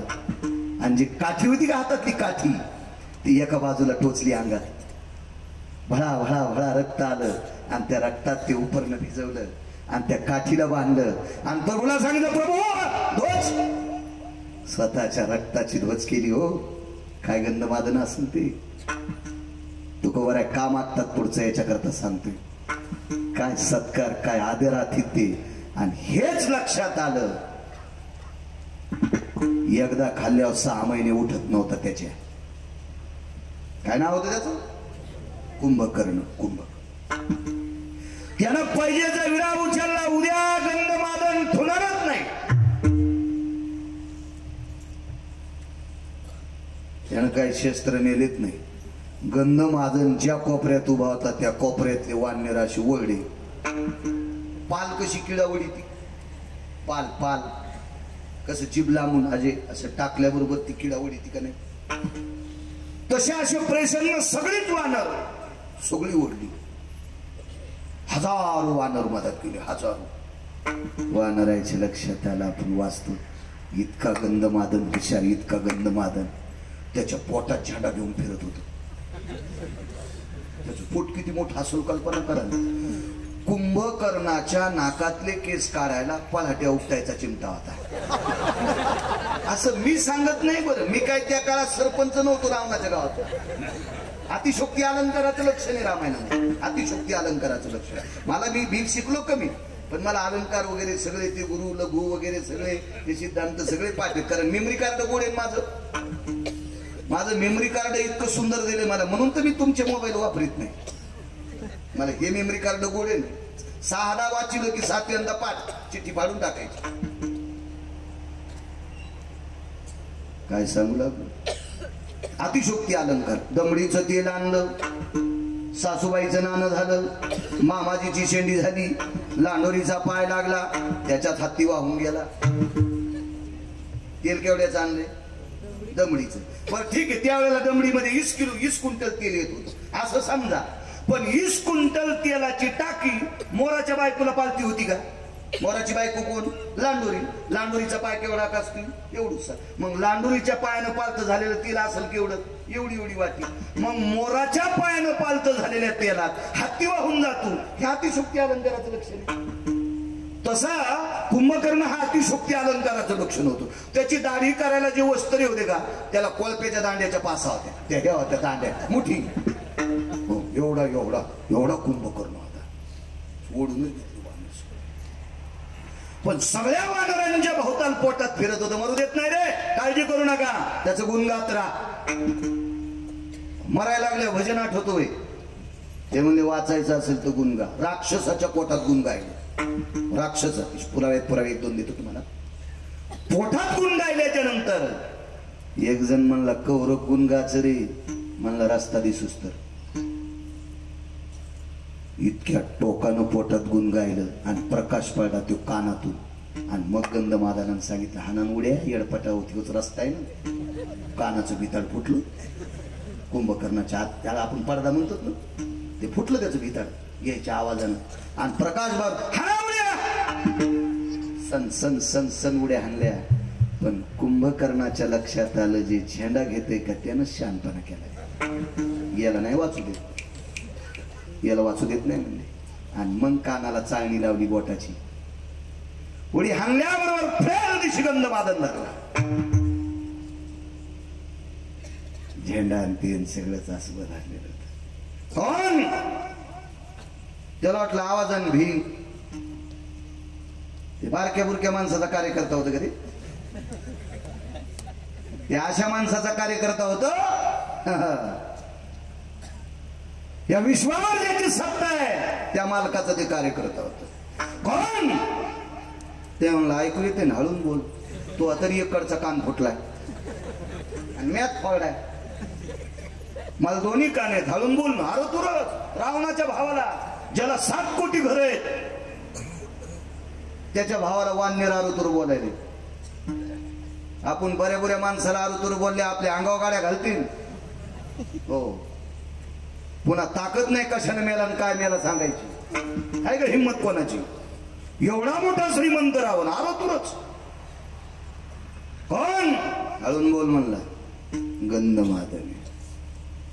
गंधमादन नाव कशा करता ठेवलंय? तुकोबारा का मागता त्याच्यावर बोलतोय. तुकोबारा यांच्याकडे कशा करता गंधमादन नाव ठेवलंय? त्यांना जरास नाकाच्या जवळ घेऊन पाहिजे. लय नको नेऊ म्हणे, मला मळमळ होईल तुझ्या तोंडाला. कुंभकर्णानं हाताचा जवळ घेतल्याच्या नंतर गंधमादन, मलयानळू चंदनाचा सुगंध ज्याच्या अंगातून कोसोपर्यंत जात होता, असं ज्याची तनुगंध आहे त्याला गंधमादन म्हणतात. हो, बरीच पैकी वानर आहेत. पुष्पदंत, भयदंत, यतिदंत, साक्षीदंत, कीर्तिदंत, अश्वदंत, प्रियदंत, साक्षीत नाही, नदीत नाही, भयत नाही, भास्त नाही. वानरांची नाव होती. लेकरांची पण चांगली ठोत जा. आमच्या मित्राला पोरगी झाली, मी बारशाला गेलो, नाव काय ठेवलं म्हणले चुटकी. चुटकी आपला असाच कारभार. घ्या आदर्श, मुस्लिम बांधवांचा आदर्श घ्या. अरे त्यांच्या धर्मामध्ये एक तिळा इतकी चूक करत नाहीत, म्हणून त्यांच्या बाबतीत धर्म खाली येत नाही. आपण नुसत्या धर्माच्या बाबतीत उड्या हाणतो आणि गप्पा हाणतो, पार टाळू फोडून गप्पा हाणतो. वागत नाही. साधी नावं ठेवत नाहीत आपण आपल्या संस्कृतीनुसार. काल परवा 2-4 वर्ग शिकलेली ती पोराची आंटी म्हणली, ही आंटी नाव ठेवीन. तिला आकलीचा कांदा आहे का? हळदीची साडी होती तेव्हा सासू सासऱ्याला वाहिलं काढलं आणि तिला नाव ठेवायचा मान द्यायला. तिला अक्कल आहे का? नाव ठेवण्याचा अधिकार अधिकाऱ्यांना सांगत जा, तात्विकांना सांगत जा. नाही म्हणे आमची आंटी लयच हुशार आहे, तिला मोबाईल लय पाहता येतो आणि मोबाईलवरच पाहून आंटीनं नाव ठेवलं. ते पोरग असंच, त्याचं नाव ठेवलं शाहू. हो, दवाखान्यातच ठेवलं. आणि शाहूला भेटायला मी गेलो दवाखान्यात. शाहूला भेटायला दवाखान्यात गेल्याच्या नंतर त्याचा वडील आमच्या जरा सोबत शिकलो होतो 4थी पर्यंत. ते 4थीला गळालं, मी 7वीला आपटलो, म्हणजे शिकलोच नाही पुढं. ते नाही पुढे गेलं. म्हणलं अरे बघू दे मुलगा. हो, आताच नाव ठेवलं म्हणे आमच्या लहान्याची बायको आलती, म्हणजे त्याची भाऊजी. हो, सगळे म्हणले ती जरा शिकलेली आहे आणि तिनं नाव ठेवले शाहू. म्हणलं वा वा, पावती म्हणलं तो हा शाहू. त्याचा शाहू पाहिल्याच्या नंतर बरा दिसला. कसा होईन रे? आम्ही म्हणलो मला काय सांगता येईल कसा होईन, मला समजेन का? म्हणलं बघू आता, इतक्या लवकर काय सांगता येईल? मी का देव आहे का? बाहेर आल्यावर एक ढवळ्या कपड्यावाली बाई भेटली. कोण आपण? गिरगाव. इकडे कुठे? म्हणलं ते आमच्या मित्राला मुलगा झाला. तिनं असं कुसणं सुटून केलं. मी म्हणलं हिला काय समज नाही काय नाही, त्याला पोरग झालं गेलं. म्हणलं बाई तुम्हाला कसं काय मळमळ झालं? त्याचं बाळांपण केल्यावर तुम्ही आणखी अर्पण, त्याची डिलिव्हरी केल्यावर मग आणखी अर्पण. अरे म्हणलं दाशा पोरग दाखव बरं. त्याचं नाव दाशा होतं. म्हणलं पोरग दाखव बरं. ते म्हणलं काय झालं? दाखव ना. लहान लेकर अशा मोठी वळी ते. त्याची मी मूठ उकलल्याच्या नंतर शिस्टनीची अंगठी गवसली. मी म्हणलं दाशा लहान्याच्या बायकोनं याचं नाव शाहू ठेवलंय आणि झाल्याच यानं शिस्टनीची अंगठी चोरली. याला जर तालुक्याचा आमदार केलं तर हे काय काय इकीन रे? हा, याचं नाव शाहू ठेवलंय, तिथं नाव ठेवणारी आण बरं. ते तिथंच होती बाजूला. काय झालं? अरे म्हणलं काय काय झालं? नाव तळ्याला आणि काम न दिला. याचं नाव तो शाहू ठेवलंच आणि यानं झाल्या शिस्टनीची अंगठी चोरली ना द्वारका. तिचं नाव नव्हतं द्वारका, मी आमची इथली म्हणायलो. विठाला विठाला.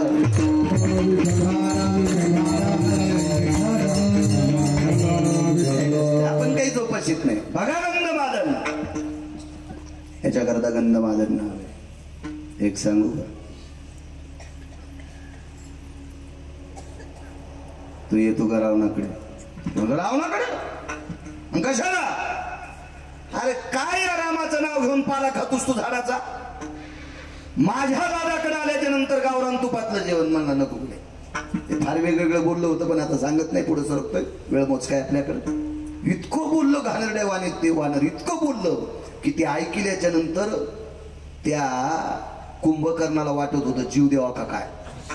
इतकं खालच्या पातळीत बोललो. त्यानं सांगितलं 3.5 कोटी घरं देतो एकदा रावण म्हण. सांगतो जाऊ दे. कुंभकर्ण काय म्हणला त्या वानराला? 3.5 कोटी घरं सोन्याचे देतो फक्त एकदाच रावण म्हण. ते म्हणला खरं सांगू का? यायम नैसर्गिक स्थित क्रियानाम शंका भयत्ल भूस्थिते यत साम्य दृष्टिवादायाम यति परभेदान भय व्याप्ती. सांगू का खाली येऊन? मी जर लघुशंका करीत असताना रावण जर पुढे आलं तर त्याच्याकडे तोंड करून लघवी करणं सुद्धा मला पाप वाटतंय.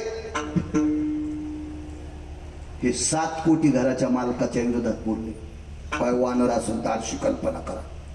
आणि मी येतो का म्हणलं? नाव घेतो का? मारीन, जीव गेला तरी हरकत नाही, पण म्हणला नाही देणार. दाबला असं कर कर कर कर कर कर कर कर कर दाबलं. जितक्या रक्ताच्या चिळकंड्या अंगावर तोंडावर आल्या ना, त्या रक्ताच्या थेंबा थेंबातून राम राम येत होता. काय गुण गात असेल? रक्ताच्या थेंबा थेंबातून विटेवरच्या मालकाचं गुण गात होतं. राग आला कुंभकर्णाला. हराम असाचा कातड्याचा असा चुरगाळा केला आणि फेकून दिला. मूर्ख म्हणे, कुठं ऐकायला तयार नाही. गंधमादन मृत्यू पावला त्या दिवशी एकाही वानराने पाला खाल्ला नाही. याला म्हणतात आपल्याचं दुःख. आपल्याचं दुःख. जागच्या जाग्यावर वानर पडलेली आहे. ती रात्र प्रभू रामचंद्राला सुद्धा दुःखाची होती. आपल्या पक्षातला धर्माची ध्वज घेणारा आज मृत्यू पावलाय. लक्ष्मणजीने वारं घातलेलं प्रभूला झोप लागली.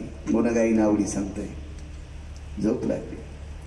बरोबर झोप लागल्याच्या नंतर 10-5 मिनिटाला प्रभू जागे व्हायचे. काय झालं प्रभू? काय नाही रे, इथं आवाज येतोय, झोपा पुन्हा. 10-5 मिनिटाला झोपले की पुन्हा प्रभू उठायचे. आवाज येते. कोण भजन करीत होतं माहिती? गंधमादन नावाचं वानर. मारुतीरायाला बोलून घेतलं लक्ष्मणजी आणि म्हणता मालक का झोपत नाहीत. मारुतीराय जवळ आले. रात्रीचे 2 वाजलेले. प्रणाम केला. प्रभू रावणाची भीती वाटायली का? नाही, भीती वाटत नाही रावणाची. मग झोप का येत नाही? दशकी कशाची, चिंता कशाची, कशा करता आरवळायले? एक सांगू का हनुमंत, माझ्या जीवनातला रात्रीच्या वेळेला घडलेला प्रसंग जीवनातला पहिला आहे. मी झोपी गेल्याच्या नंतर माझ्या हृदयावर राम नावाचा आवाज आदळतोय आणि तो अंतःकरणापासून निघणारा आवाज माझ्या हृदयावर आदळते. कोण असेल? मारुतीराय बुद्धिमतान वरिष्ठ. मारुतीरायने विचार केला आणि सुग्रीवांना यांना त्यांना विचारलं, का रे गंधमादन मृत्यू पावला हे माहीत झालंय, प्रेत सापडलं का? काय सापडल म्हणे हनुमंता, कुंभकर्णाने चुरा केला रे त्याचा आणि कोणीकडे फेकलं लक्षात नाही. सागराकडे फेकला असेल तर समुद्रात विलीन झाला असेल. मारुतीरायाने सांगितलं गप्पा आणू नका, प्रेत सापडलं पाहिजे. हे सगळी 6 माणसं जागे. एकटे मारुतीराय फिरतात. मारुतीराय दळाच्या बाजूला फिरत असताना थोडे बाजूला गेले. त्याच बाजूला त्याच्या हाडामासाचा त्वचेचा गोळा पडला होता. मारुतीराय चालत असताना साजूक चांदण्याचा प्रकाश होता आणि त्या प्रकाशात मारुतीरायच्या पायावर तो गोळा आदळला. वाकून पाहिलं तर हाडामासाचा गोळा होता. हाडामासाचा एवढा गोळा होता. हुंजळीत घेतला. कोण? गंधमादन. हृदयाशी लावला. बाळा, कुंभकर्णाने तुझ्या शरीराचा चुरा केला रे, तरी तुझ्या त्वचेतून, तुझ्या अस्थितून, तुझ्या मांसाच्या तुकड्यातून राम नावाचं ध्वनी तू गुणगातोस. जी पवन सुद्धा एकदा त्याचे पाय दाखव. हाडा मासाचा गोळा घेऊन शिबिरात आली रावटीत. विटेवरच्या मालकाला दाखिलं, मालक तुमची झोप हे मोडीत होत, हे मोडीत होत झोप. लक्ष्मणाने विचार केला, हाडा मासाचा गोळा आहे, ह्या मोठ्या रोडून एखादी मांजर यावा, बारीकस कुत्र यावा, बारीकस डुक्कर यावा, बारीकसा रानटी पशु यावा आणि त्याच्या अंगावून एखादा असं टायर जावा, कसलं दिसते ते भाग. तसं गंधमादनाचं असं शरीर, असं एवढा गोळा होता तो, छिन्न विछिन्न झालेला गोळा. लक्ष्मणजीला वाटलं हनुमंताला कळत नाही देवाच्या हातात काय द्यावं. प्रभू, मारुतीरायाने सांगितलं, लहानी मालक शांत बसा. आणि प्रभू रामचंद्राच्या वंजळीत तो गोळा दिलाय. देवा ही तुमची झोप मोडते. अरे हाडा मासाचा गोळा आहे रे, मेलेल्या व्यक्तीचं मांस आहे, मांस आहे, मेलेल्या व्यक्तीचे हाडे चुरा झालेले, मेलेल्या व्यक्तीची त्वचा आहे, कातड, हे काय माझी झोप मोडीन. प्रभू थोडासा हात कानाजवळ नेता का? आणि प्रभू रामचंद्राने तो हात कानाजवळ नेल्याच्या नंतर त्या हाडा मासाच्या पुंजातून श्रीराम जय राम जय जय राम हा आवाज. कोण आहे? हे गंधमादन नावाच्या वानराचं शरीर. हृदयाशी धरलं. ब्राह्मी मुहूर्त सुरू झालं. पहाटेच 3:43 झाले. ब्राह्मी मुहूर्ताला सुरुवात झाली. जगाच्या मालकानं हृदयाला चिटकलेला पिंड पुढं केला आणि पूर्वेकडे बघून डोळ्यातल्या पाण्यानं तो पिंड धुतला. डोळ्यातल्या पाण्यानं अभिषेक केला. विभीषण बाजूला होता आणि विभीषणाला सांगितलं, विभीषणा, रावण मारल्याच्या नंतर तुला लंकेचा राजा करणारे हे मी तुला देऊन टाकले. मला सुतळीचा तोडा नकोय, पण आज एक भीक मागते, माझ्या गंधमादनाची समाधी सोन्याची कर. गंधमादनाची समाधी सोन्याची कर. आणि ब्राह्मी मुहूर्तावर गंधमादनाला अंत्यविधी झाला. ती जागा आरक्षित केली तिथे दगड रावला, रावण मारल्या गेला, 65 क्विंटल सोन्याची समाधी केली आणि विभीषणानं नियम केला, मी गंधमादनाचं श्राद्ध करील. सज्जनांनो, पुराण ऐका, रामायणात शोधू नका हा पुरावा. दुसऱ्या पुराणात बघा. तुम्ही रामायण पाहिल्यावर पुन्हा म्हणताल गिरगावचा बाळू काही सांगतो सटक आहे.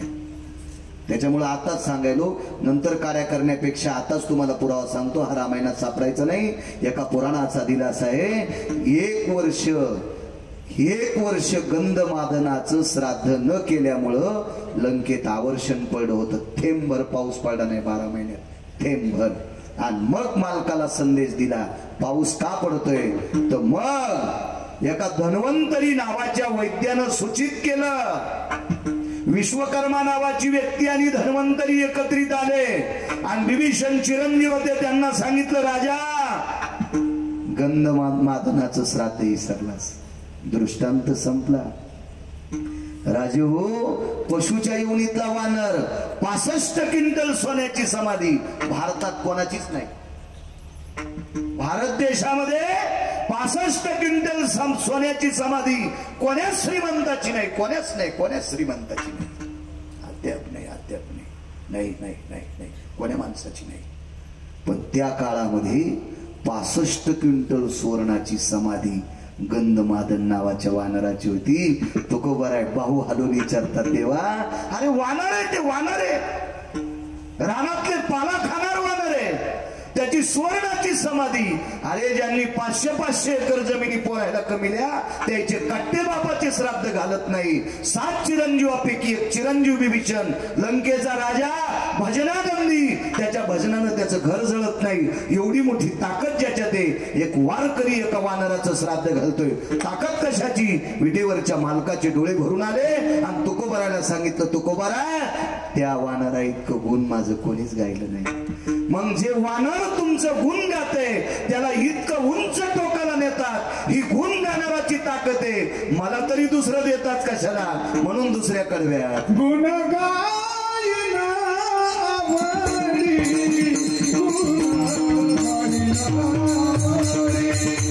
गुण गायना आवडी, गुण गायना आवडी, गुण गायना आवडी,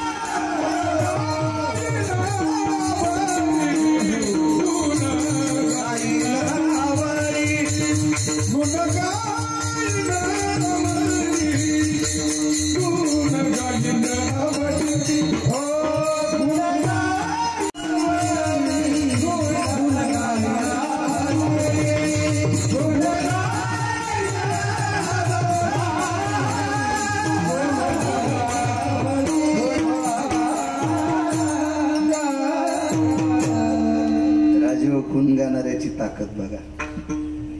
गुण गाणाऱ्याचा अधिकार तू किती मोठा कल्पना करा. आई वानराची समाधी एवढी मोठी कुठे? ज्याचं श्राद्ध लंकेचा राजा घालतोय, तर्पण विधी करतोय, विभीषण. ही गुण गाण्याची ताकद आहे. संध्याकाळी खाल नव्हतं एका वारकऱ्याला, संध्याकाळी खाल नाही. गुण गाण्याची ताकद किती मोठी काकडे कुशल बुवा, संतोष बुवा. रात्री जेवायला नाही. एक रात्र इतकी बिकट की त्या रात्रीमुळं त्या वारकऱ्याला 18 विश्व दारिद्र्य, इतकी गरिबी म्हणून सिद्ध झाला. 18 विश्व दारिद्र्य म्हणजे गरिबी. म्हणून सिद्ध नाव तिथं पडलं.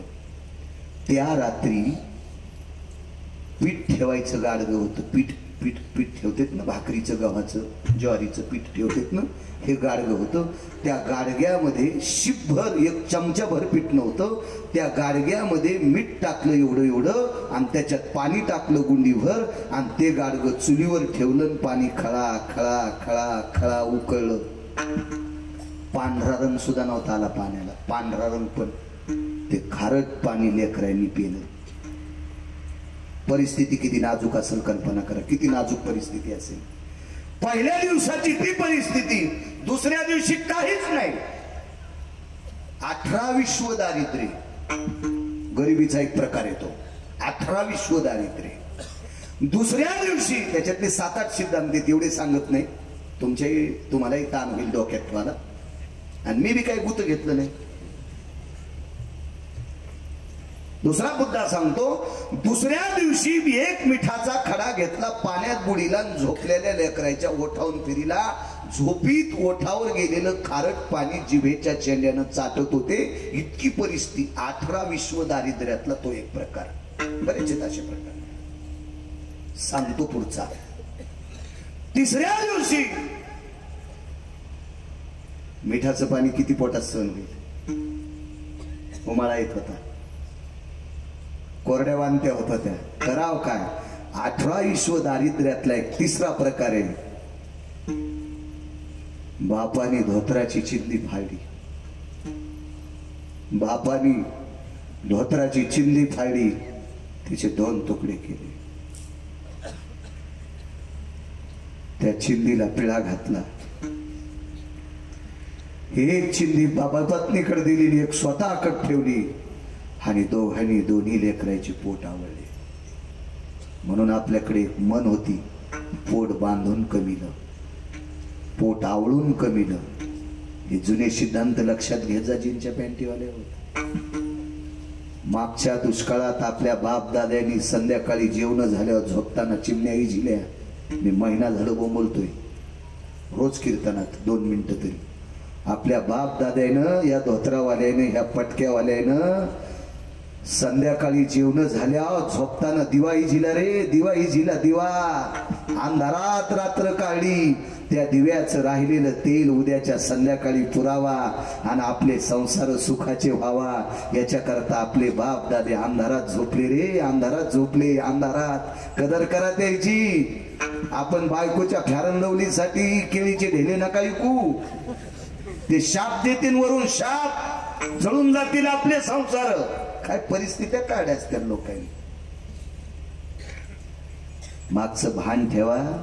मला कळतंय 30 वर्षापूर्वीचा काळ, 41 पार केलं मी आता. 30 वर्षापूर्वीची परिस्थिती मला सप्त्यातली कळती. आमच्या सप्त्यात गुळाचा शिरा करीत होते, पंक्ती बसत होत्या. पण सज्जनांनो आग्रह केल्याच्या नंतर एखादी ओळी जर शिल्लक राहिली तर ते तसेच पात्र उचलून मंदिराच्या बाजूला टाकीत होते. राजे हो, परिस्थिती तरुणांनो ध्यानात ठेवा, ध्यानात ठेवा. काम करी जा, काम करी जा. 10:30ला दात घासायला मुख्यमंत्र्याचा चुलताय का सुंबळ्या तू? हा, 10:30ला दात घाशी तू कुठं काय वरून पडन का तुला? काय बायको जागायची लायकी आहे का तुला 10:30ला दात घासू तू म्हणजे? आणि मग की खानतून बिस्लरी घेऊन संडासला 1.5 किलोमीटर जातो. हो वारे वा, रावणाचा चुलता. बाहेर जातो बाथरूमला. हो, 30 रुपयाचं पेट्रोल जाळून संडासला निघाला. बाहेर बसला कुठं इज्जतीचा पंचनामा करीत.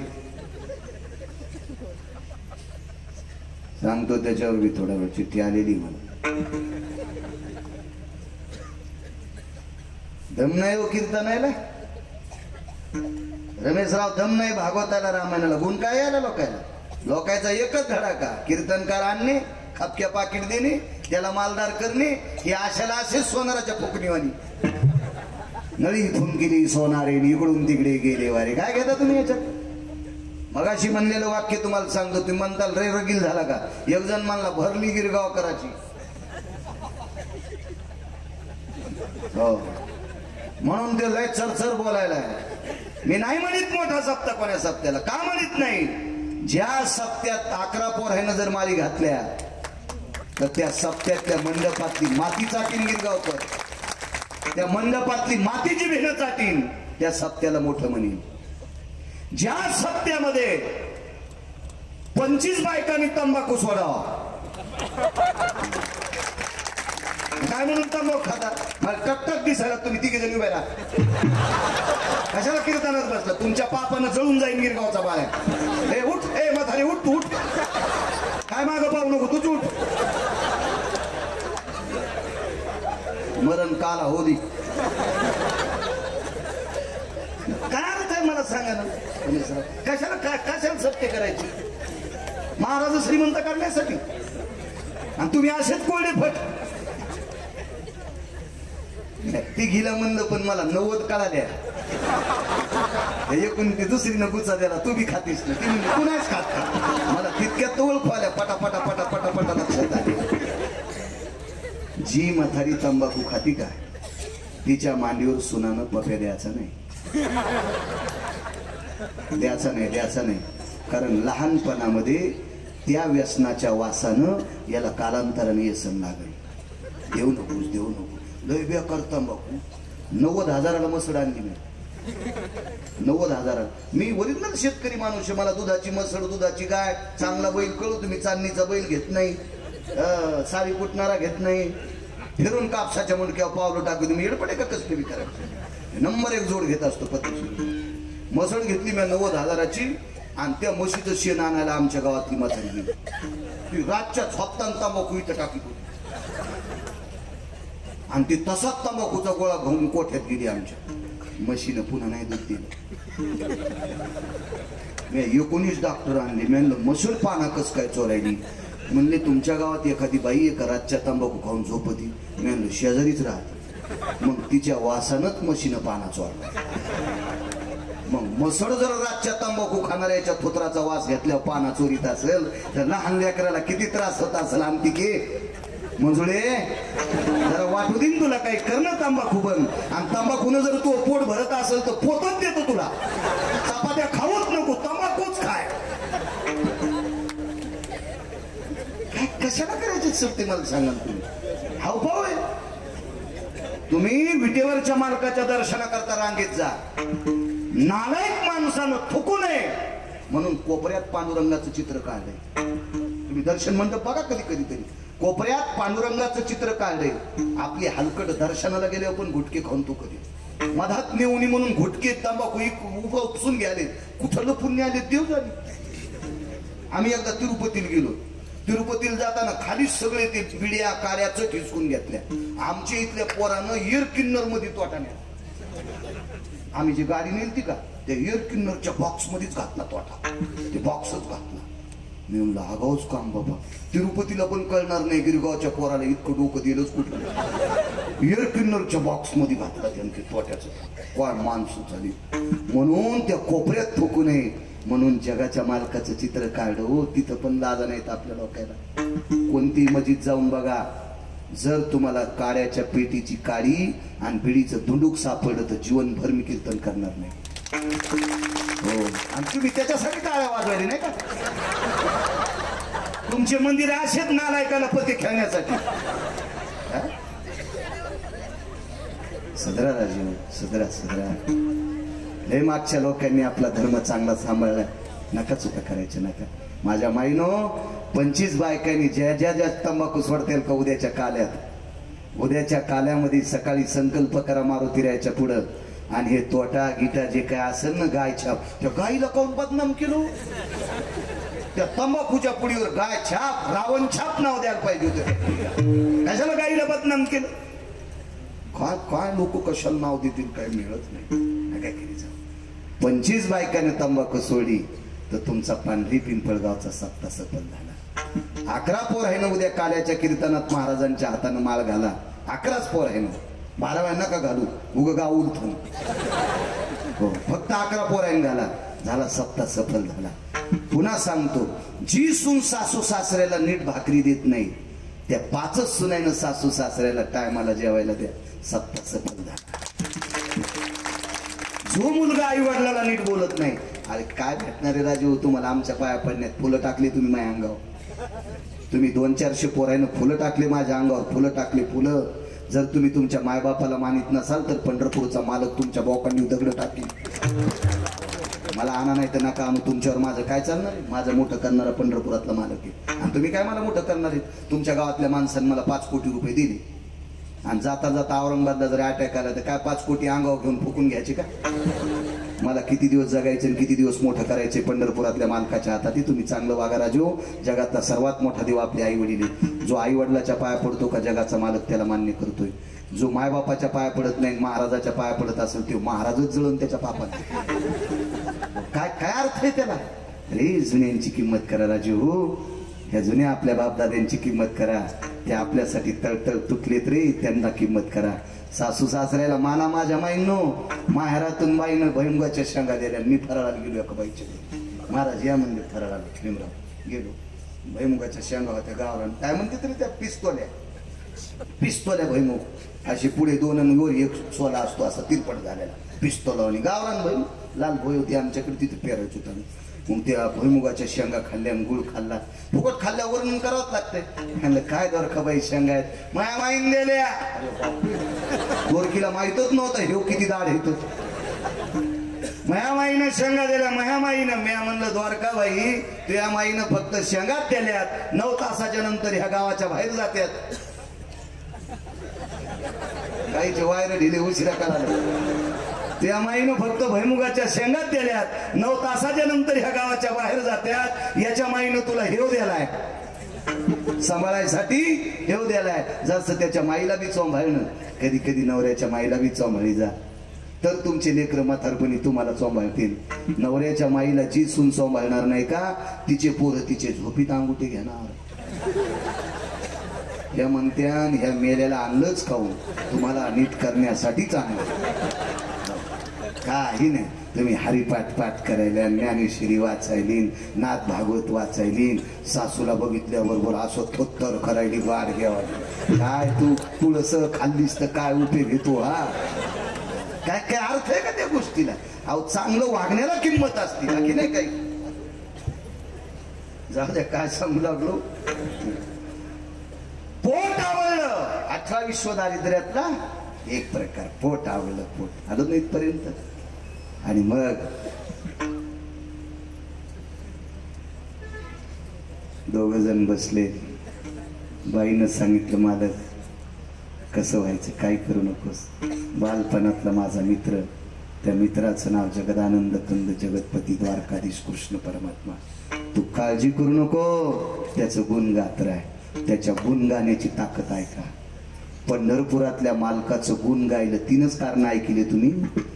पिठाच्या गाडग्यात पाणी टाकून उकळून आंबील पेली 1, मिठाच्या खड्याचं पाणी चाटलं 2, पुन्हा खाण्यासाठी काहीच नाही म्हणून धोत्राच्या दशीनं पोट आवळलं 3.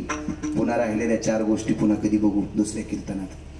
इतक्या परिस्थितीत संसार करणारा व्यक्ती पंढरपुरातल्या मालकाचं गुण गायलं. गुण गुण आणि गुण गात त्याच्या भेटी करता गेला. काय पोह्याचा चुरा घेऊन, पोह्याचा चुरा घेऊन, पोह्याचा चुरा घेऊन. आमचे एक मित्र भागवतकार आहेत. ते म्हणले आता ऐका बरं का. आणि काय सुदामदेव पोहे घेऊन गेले बरं का. आणि काय त्या पोह्याला चव होती बरं का. आणि देवाच्या बायकोला तसे चविष्ट पोहे करताच येत नव्हते बरं का. आणि काय त्या पोह्यामध्ये चव होती. त्या चवीला पंढरपुरातला मालक बोलला बरं का.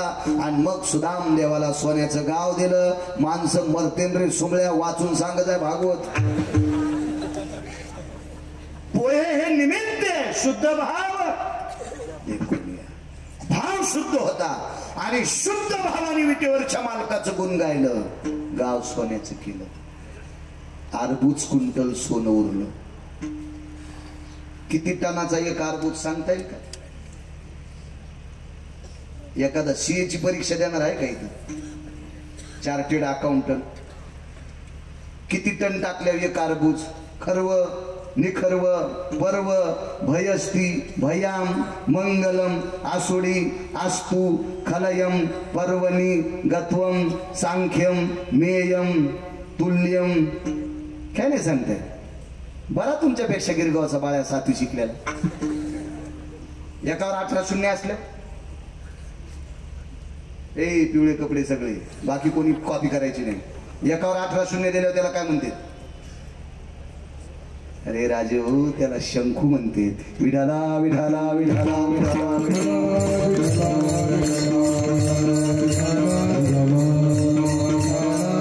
माय बापाला बुडविण्यासाठी शिकू नका रे, पाप लागल. लय बेजार झाले ते रानावनात, रक्ताचा घाम करून मातीत टाकायले. तुम्हाला पुस्तकाला पैसे द्याले, ट्युशनला पैसे द्याले, औरंगाबादला राहायला खोलीला पैसे द्याले, जाण्यासाठी पैसे द्याले, कॉलेजला जायला कुस्कुटी द्याले, मोटरसायकल द्याले. त्याने दिलेल्या पैशावर माती टाकू नका. जरा शिका शिका. शंकू म्हणते त्याला. अर्बुज क्विंटल सोनं शिल्लक राहिलं. विश्वकर्मा नावाच्या व्यक्तीनं सांगितलं देवा गाव सोन्याचा केला, घर सोन्याचे, दार सोन्याचे, सगळं सोन्याचं, गावाचा तट सोन्याचा, 52 अर्बुज क्विंटल सोनं उरलंय. काय करायचं? मसनवाटा सोन्याचा करा. सुदामदेवाचा मसनवाटा सोन्याचा. इंद्राला गाव सोन्याचं, मसनवाट्याचा संबंध नाही. माणसं मरत नाही, पुण्य संपलं की खाली बोंबलत. येऊ लागती माघारी मृत्यू लोक. रावणाला गाव सोन्याचं, मसनवाटा मातोड्याचा. कुबेराला अलका नावाची नगरी सोन्याची, मसनवाटा मातोड्याचा. सुदामदेवाला गाव सोन्याचं आणि मसनवाटाही सोन्याचा. ताकद कशाची? दुसऱ्या कडव्याची.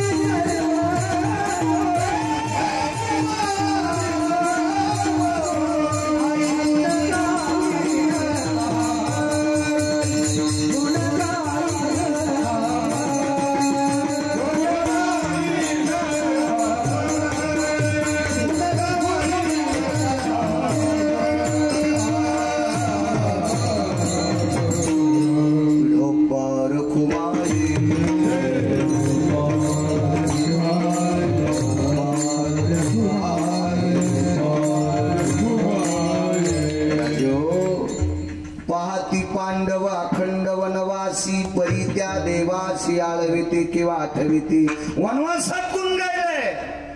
स्वतःच्या संसाराचं मात्र केलं. 56 कोटी यादव मैरेक नावाची मदिरा पिऊन मेले आणि पांडवाला हस्तनापूरची गादी देऊन टाकली. कुशाल बुवा फक्त गुण गाण्याची ताकद पांडवाने वनवासात पण गुण गायलं. ही गुण गाण्याची ताकद इतकी निष्ठेनं जन जन गुण त्याचं गायलं, त्याचं ते कामच करतंय. इतकी मोठी ताकद, इतकी मोठी ताकद गुण गाण्याची. गुण गायीन आवडी हेची माझी सर्व जोडी. मग जगाच्या मालकानं आम्हीच दाखिलं. पुढचं घ्यायचं का? तिसऱ्या कडव्यात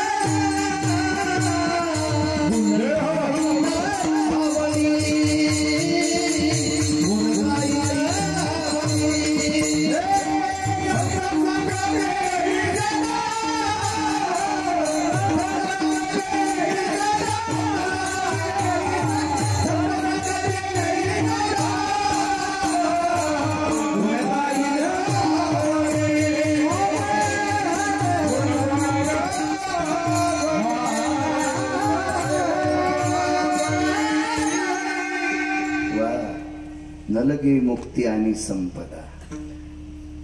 मुक्तीचा नकार केला, मोक्ष नकोय म्हणले. सांगा बरं, इथं बसलेला मोक्ष कोणाला आवडत नाही? आवडतो सगळ्याला. रमेशराव भेटतो का? इतकं सोपं आहे का ते मोक्ष भेटायला? दादा आणि तुकोबारे मोक्ष का नको म्हणले, मोक्ष सुख हानू लाता. कशा करता? मोक्षा घरी कामारी हे दाशी. हे भांडे घासायला आमची इथं मोक्ष, आणि काय करायचं? मोक्ष देवा आम्हाला. नको म्हणले आम्हाला मोक्ष. मोक्षाची काही गरज नाही. न लगे मुक्ती आणि संपदा. पैशाचा तिरस्कार कशा करता केला असेल?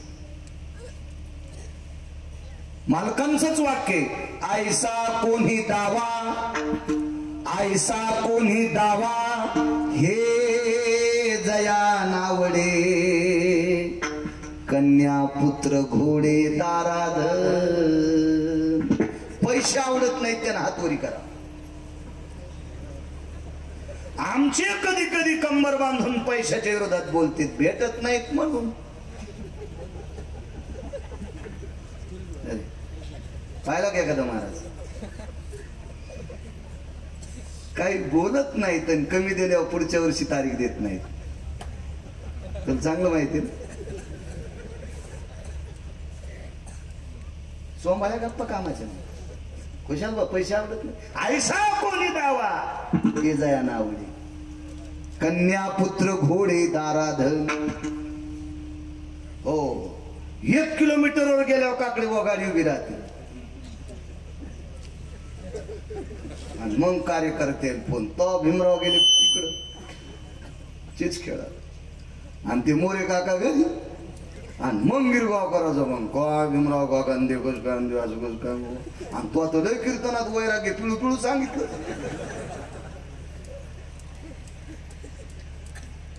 चुकीच्या गोष्टी आहे. हे आम्ही नाही गप्पा आणायचे.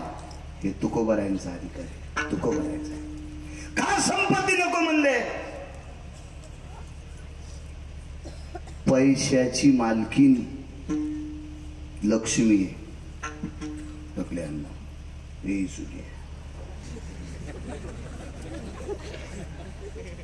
पैशाची मालकीन कोण रे? लक्ष्मी. लक्ष्मी. आणि ही लक्ष्मी कोणाची पत्नी? पंढरपुरातल्या मालकाची. आणि लक्ष्मीचा पती तुकोबारायच्या पत्नीची पाय चाटीतो. काटा काढताना काय चाटलं? कशान काढा काटा? नाचकांड्यानं, कात्रीनं, काट्यानं, सुईनं दाबनं ना. दंताभयस्थितेषु ओष्टाम्रसनस्थितो पदांबुज भयस्थितं चरणरजाति जायते नैवं गांजा कसं लिखितम. एका गिरगावकरानं लिहिलं, एका गांजा फुक्यानं लिहिलं, एखादं नालायकानं. महाराज ज्या तुकोबारायच्या पत्नीच्या पायाची माती लक्ष्मीचा पती चाटतोय, ते तुकोबाराय लक्ष्मी कशाला मागते?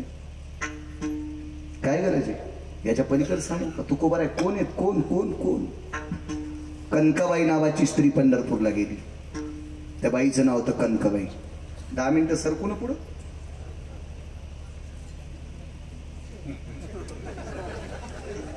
चालतंय म्हणते ते. कनकाबाई नावाच्या स्त्री पंढरपूरला गेल्या, आणि मालकाचं दर्शन घेतल्याबरोबर विटेवरच्या मालकाच्या मुखारिंदूतून आवाज आला, कनकाई. तो बाईच्या लक्षात आलं पुढचा माणूस मला नुसता आई म्हणील, पण मग नाव त्याला माहित नाही. आणि मागचा कनका म्हणील, पण आई कसं म्हणील? मागचा पती होता, त्या पतीचं नाव बोलोबा. मग नवरा कनका म्हणील, आई कसं म्हणील? संभ्रमात पडल्या मालकाला विचारलं, मला कनकाई कोण म्हणते? तेच म्हणते. ते म्हणजे कोण? विटेवरचा मालक. काय देवा हे माय मागणं, काहीतरी मागणं मागणं. कनकाबाई म्हणल्या, देवा मागायचंच नाही. देवानं सांगितलं, माय तुला मैशपती काहीतरी माग. कनकाबाईला काय म्हणला विटेवरचा मालक? कनकाई तुला माई शपथ आहे, काहीतरी माग. तर आई साहेबाला वाटलं देवाची शपथ कशी मोडायची, माग ते देशील का? हो.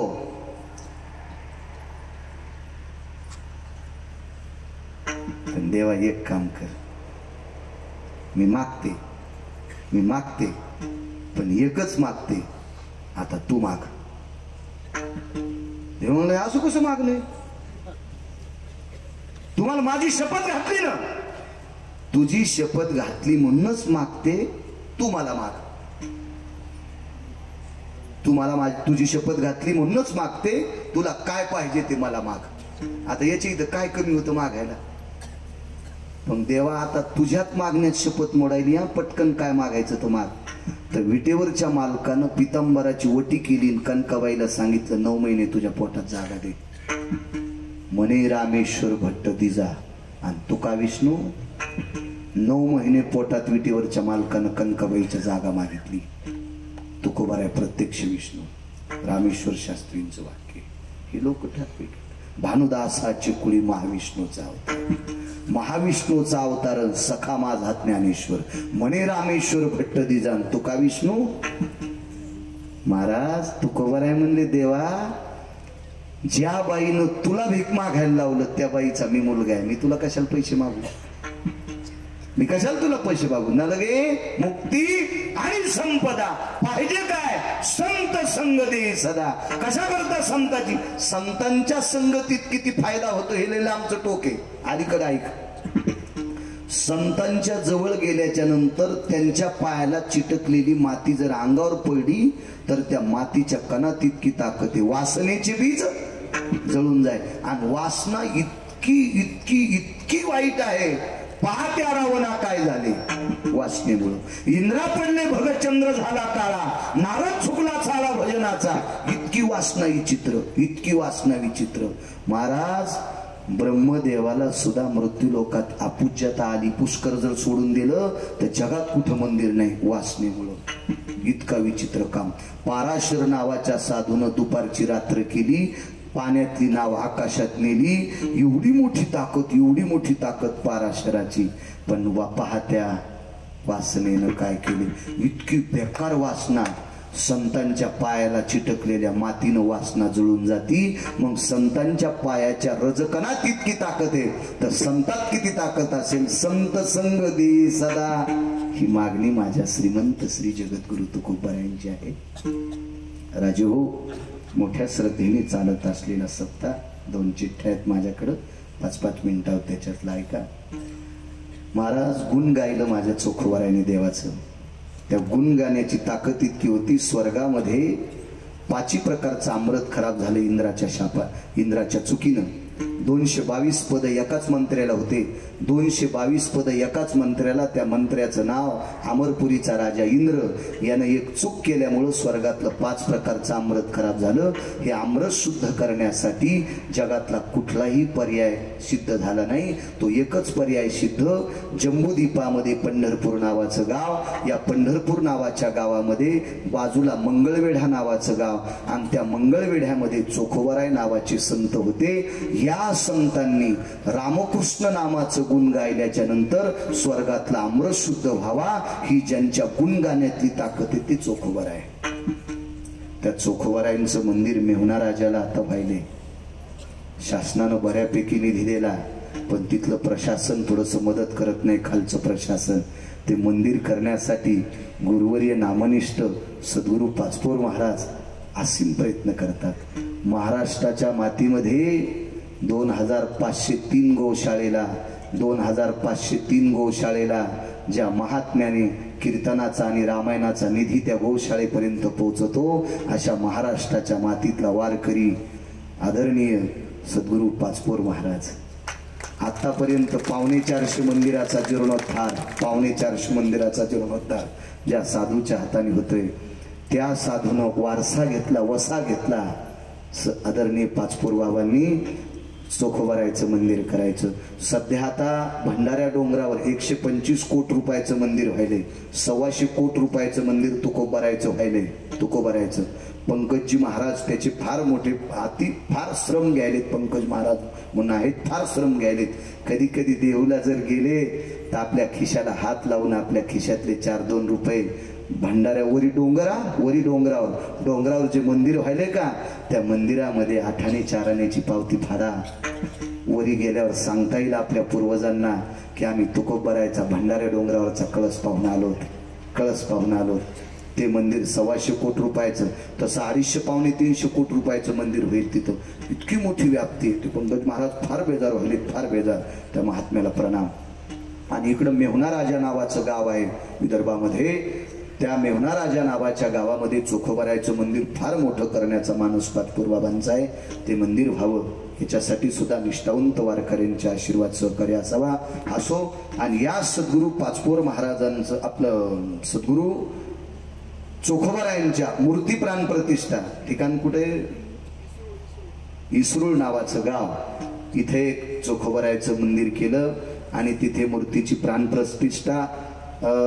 त्या कार्यक्रमाचा अवधी 5-5 ते 13-5 पर्यंत सप्ताह आहे. या सप्त्याचं आयोजन केलं आदरणीय महाराष्ट्राच्या मातीमध्ये कमी वयामध्ये एका तारुण्याच्या आशेवर गोड ज्यांचं वाणीवर प्रभुत्व आहे, ज्यांचा आवाजाचा असा सुरेल कोकिळकंठी आवाज आहे, असे आदरणीय हरिभक्तीपरायण पुरुषोत्तमजी महाराज पाटील त्यांनी या सप्ताहाचं आयोजन केलं. आणि तिथे चोखोबारायच्या मूर्तीची प्राण प्रतिष्ठा आहे. त्या सप्त्यात जर योग आला तर एका दिवशी जा, घ्या त्याही मूर्तीचं दर्शन घ्या, ते तुमचं चांगलं करेल. ते सप्त्याचं आयोजन पुरुषोत्तम महाराजांनी केलं, त्यांनाही धन्यवाद प्रणाम. मला तरुणांची एक इच्छा होती या सप्ताहामध्ये की महाराज आमच्या गावात सगळं सुफलाम सुजलाम सुफलाम आमचं गोड गाव झालंय, पण आमच्या गावामध्ये थोडंसं काही आता काही माणसं एक चुका करतेत, तांब्या घेऊन डबकं घेऊन टमरेल घेऊन रस्त्याला जाते, हे जरा बंद करा. आता हे कीर्तनात बोलायचं स्टेज आहे नाही असं नाही म्हणता येणार. स्वच्छतेच्या बाबतीत कीर्तनात सांगितलं तर काय वावगं थोडं ठरेल. 10,000 वर्षापूर्वी त्रेतायुगात स्वच्छतेचा सल्ला दिला माझ्या शबरी मातेनं. 10,000 वर्षापूर्वी त्रेतायुगात सल्ला दिला स्वच्छतेचा, साफसफाईचा सल्ला दिला शबरीनं दिला स्वच्छतेचा. काल 700 वर्षापूर्वी स्वच्छतेचा सल्ला दिला माझ्या चोखोबारायांनी. रस्ते झाडायचं काम करत होते, नाल्या उपसायचं काम करत होते. काय मोठा सल्ला दिला माझ्या चोखोबारायांनी, चांगलं वागा चांगलं वागा, स्वच्छतेचा सल्ला दिला. मग चोखोबाराय जर स्वच्छतेचा संदेश देतात, माझ्या शबरी माता स्वच्छतेचा संदेश देतात. आता जर देवगडचा आश्रम पाहिला ना तुम्ही, सद्गुरू किशनगिरी बाबांची समाधी, दत्तात्रयांचं मंदिर आहे तिथं, सद्गुरू किशन बाबांची समाधी आहे. आणि आदरणीय गुरुवर्य प्रातस्मरणीय पूजनीय वंदनीय सद्गुरू नाव माहिती आहे देवगडच्या बाबांचं आताच, सद्गुरू भास्करगिरी बाबा. आश्रम बघायला जा, आश्रम बघायला जा. शासनानं स्वच्छतेच्या चळवळीत पाठवलेले अधिकारी त्या आश्रमावर गेल्याच्या नंतर ते विचार करतात महाराज आश्रम कसा शुद्ध ठेवतात, इथून आपण स्वच्छतेचा संदेश घ्यावा. ते सद्गुरू भास्करगिरी बाबांना विचारा कसा आश्रम स्वच्छ आहे. आणि तोच वारसा या पांढरी पिंपळगावातल्या तरुणांच्या अंतःकरणात आहे. आपलं गाव स्वच्छ असावा. विनंती करतो सज्जनांनो, आपल्या प्रतिष्ठेचा पंचनामा नकोय नकोय नकोय नकोय. मी फार दिवसापूर्वी एका गावाला भागवताला गेलो, भागवत सांगत होतो. भागवत कृष्णाचं होतं, सांगायला मी होतो. मग भागवत कोण ऐकणार आहे? एक जण म्हणला महाराज माझं भागवत ऐकायलाय. मी म्हणलं पपेची मी ऐकायची नाही, तो भागवत मी कसं ऐकल? भागवत कृष्णाचं. एक जण म्हणला आपला काल आहे. म्हणलं काला कृष्णाचा आहे, सांगायला तू येस. तो हा काला कोण ऐकन कालू आहे? एक जण म्हणला मग कीर्तन देवाचं आहे रे, सांगायला तू असं विसरतेत माणसं. तर भगवान कृष्ण परमात्म्याचं चरित्र सांगायला एका गावात गेलो. कधी कधी लय भानगडी होत्यात. आणि तो चांगला माणूस होता, मोठा माणूस होता. आणि त्या माणसाकडं चांगला बंगला गिंगला, बाथरूम गिथरूम सगळं, आंघोळी ते काय दुसरीकडे जाते त्याला टॉयलेट वगैरे काय इंग्रजीत म्हणतात ना. फिरून फिरून मला इंग्रजी यायला लागली. आणि चांगला वाडा, पण मला ती जुनी सवय डबकं घेऊन जायची. त्या माणसानं सांगितलं महाराज एवढं मोठं घर आहे, हे कशा करता बांधले, आणि ह्या वास्तुशांतीसाठीच भागवत लावले, आणि तुम्ही कशाला डबा घेऊन जाता? नाही म्हणलं मला ती पहिल्यापासून सवय मोकळ्या राणी जायची. बर जावा तर गेलो कोणीकडे, जिकडं बाया जातात तिकडे.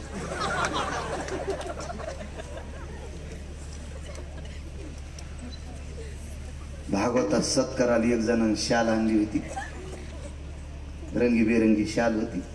गारव्यातलं भागवत होतं हिवाळ्यात, म्हणून थंडी वाजूनी म्हणून ती शाल अशी अंगावर घेतलेली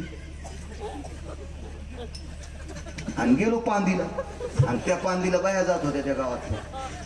मी बसलो अंगावर ती रंगीबेरंगी शाल म्हणल्यावर दुसऱ्या बाईला वाटलं ही बाईच बसली. मया 550-100 फुटाच्या अंतरावर एक बाई बाळ्या तर म्हणला मेलो रे. आता गावातल्या लोकायला कळालं बायाच्या पांदीला ह्यो गेला तर मला चावडीवर कापी देत, चावडीवर कापी देत. दुसरी बाया आली. आता कॅमेरे चालू आहेत रे, काय घेता रे कॅमेऱ्यातले, स्वच्छतेमुळे सांगायला लागलो मी. घ्या बुवा जाऊ दे, काय पेटवायची ते पेटवतील गाव करायची. दुसऱ्या बाया आल्या आणि तिथे बसल्या. माय काल कोणाची तर गेलतीस ग भैमुख तोडायला. अरे बापरे, आता नाही बोला तर काय करा. मी तसा डबा उचलला आणि पांदी वलंडून पलीकड बाया म्हणल्या बाई भूत होत, बाई भूत होत ग, भूत होत, भूत भूत. पांदीनं पळता पळता सऱ्या बोराट्यानं शाल फाटली. तेव्हापासून थरीला डापकं घेऊन जाणंच नका भजित होई. असं माझ्या जीवनात घडच नाही, फक्त तुमच्या घडून म्हणून सांगतोय. अरे ही पृथ्वी माता आहे, या पवित्र पृथ्वीवरच आपण अन्न खातो. काळ जुना काळ सध्या सोडून आता शासनाचे सुधारित आपल्याला संकल्प येतं. शासन आपल्याला द्रव्य द्यायला लागले. स्वच्छ राहा, चांगलं वागा. ही पवित्र माता, हिच्यावर जन्माला आलेली गहू ज्वारी आपण मोती म्हणून आपलं उदर भरण्यासाठी खातो. रस्त्यानं कुठेही घाण करू नका. स्वच्छतेचे संदेश ठेवा, भविष्यात रोगराई पसरेल. आपल्यालाच त्याचे पडसाद उमटत असतात, म्हणून आपल्याकडे ते बांधा. आपल्या आबरूचं संरक्षण करा. एका ज्ञाती व्यक्तीचं ऐकलं, महिलांना जे पोटाचे आजार होत असतात ना, महाराज संस्कृती जोपासणारी माझ्या महाराष्ट्राची मावली आहे. या देशाची श्रीमंत संपत्ती तुम्ही आहात. ज्या घरी कुलस्त्रिया राज्य राणी व संपत्ती, अशा पवित्र देशातल्या महिलांना बाहेर जात असताना 4-4 वेळेला उठा बसावं लागतं. पोटाचे आजार होतात, म्हणून माणसांनी इकडं तिकडं बिड्या काढायला पैसे खर्चिण्यापेक्षा एक बाथरूम बांधण्यासाठी पैसे खर्चा. आपली प्रतिष्ठा राखल्या जाईल. मुलांचा इच्छा होती मी हा संदेश कीर्तनात द्यावा, याच्याकरता दिला. एखाद्याला राग आला असेल तर येऊ देऊ नका, त्यांचा संदेश होता म्हणून दिला. आणि तुम्हाला राग येण्याचा काय, देशाचं शासन सुद्धा स्वच्छतेच्या बाबतीत रमेशराव सांगायले संदेश, मग मी कीर्तनात सांगणं काय वावगं आहे. म्हणून हा वारसा पाळा. या देशातल्या सुसंस्कृत स्त्रियांनी आपलं जीवन अत्यंत गोड केलंय. आपल्या या पवित्र स्त्रियांचं, या मावल्यांचं जीवन आपणही गोड करा. त्यांच्यासाठी एक स्वतःचं 4x4चं घर बांधा बाजूला आणि त्या स्वच्छतेला गोड अशा प्रकारचा सलाम करा, ही तुम्हाला विनंती करतो. झालेली सेवा माझ्या ज्ञानोबराय तुकोबरायच्या चरणी समर्पित करतो. अधिष्ठान दैवत शांती ब्रह्म एकनाथ महाराजांसाठी फक्त 1 मिनिट तुम्हाला भीक मागतो आणि तेवढी भीक द्या. भानुदास एकनाथ, भानुदास एकनाथ.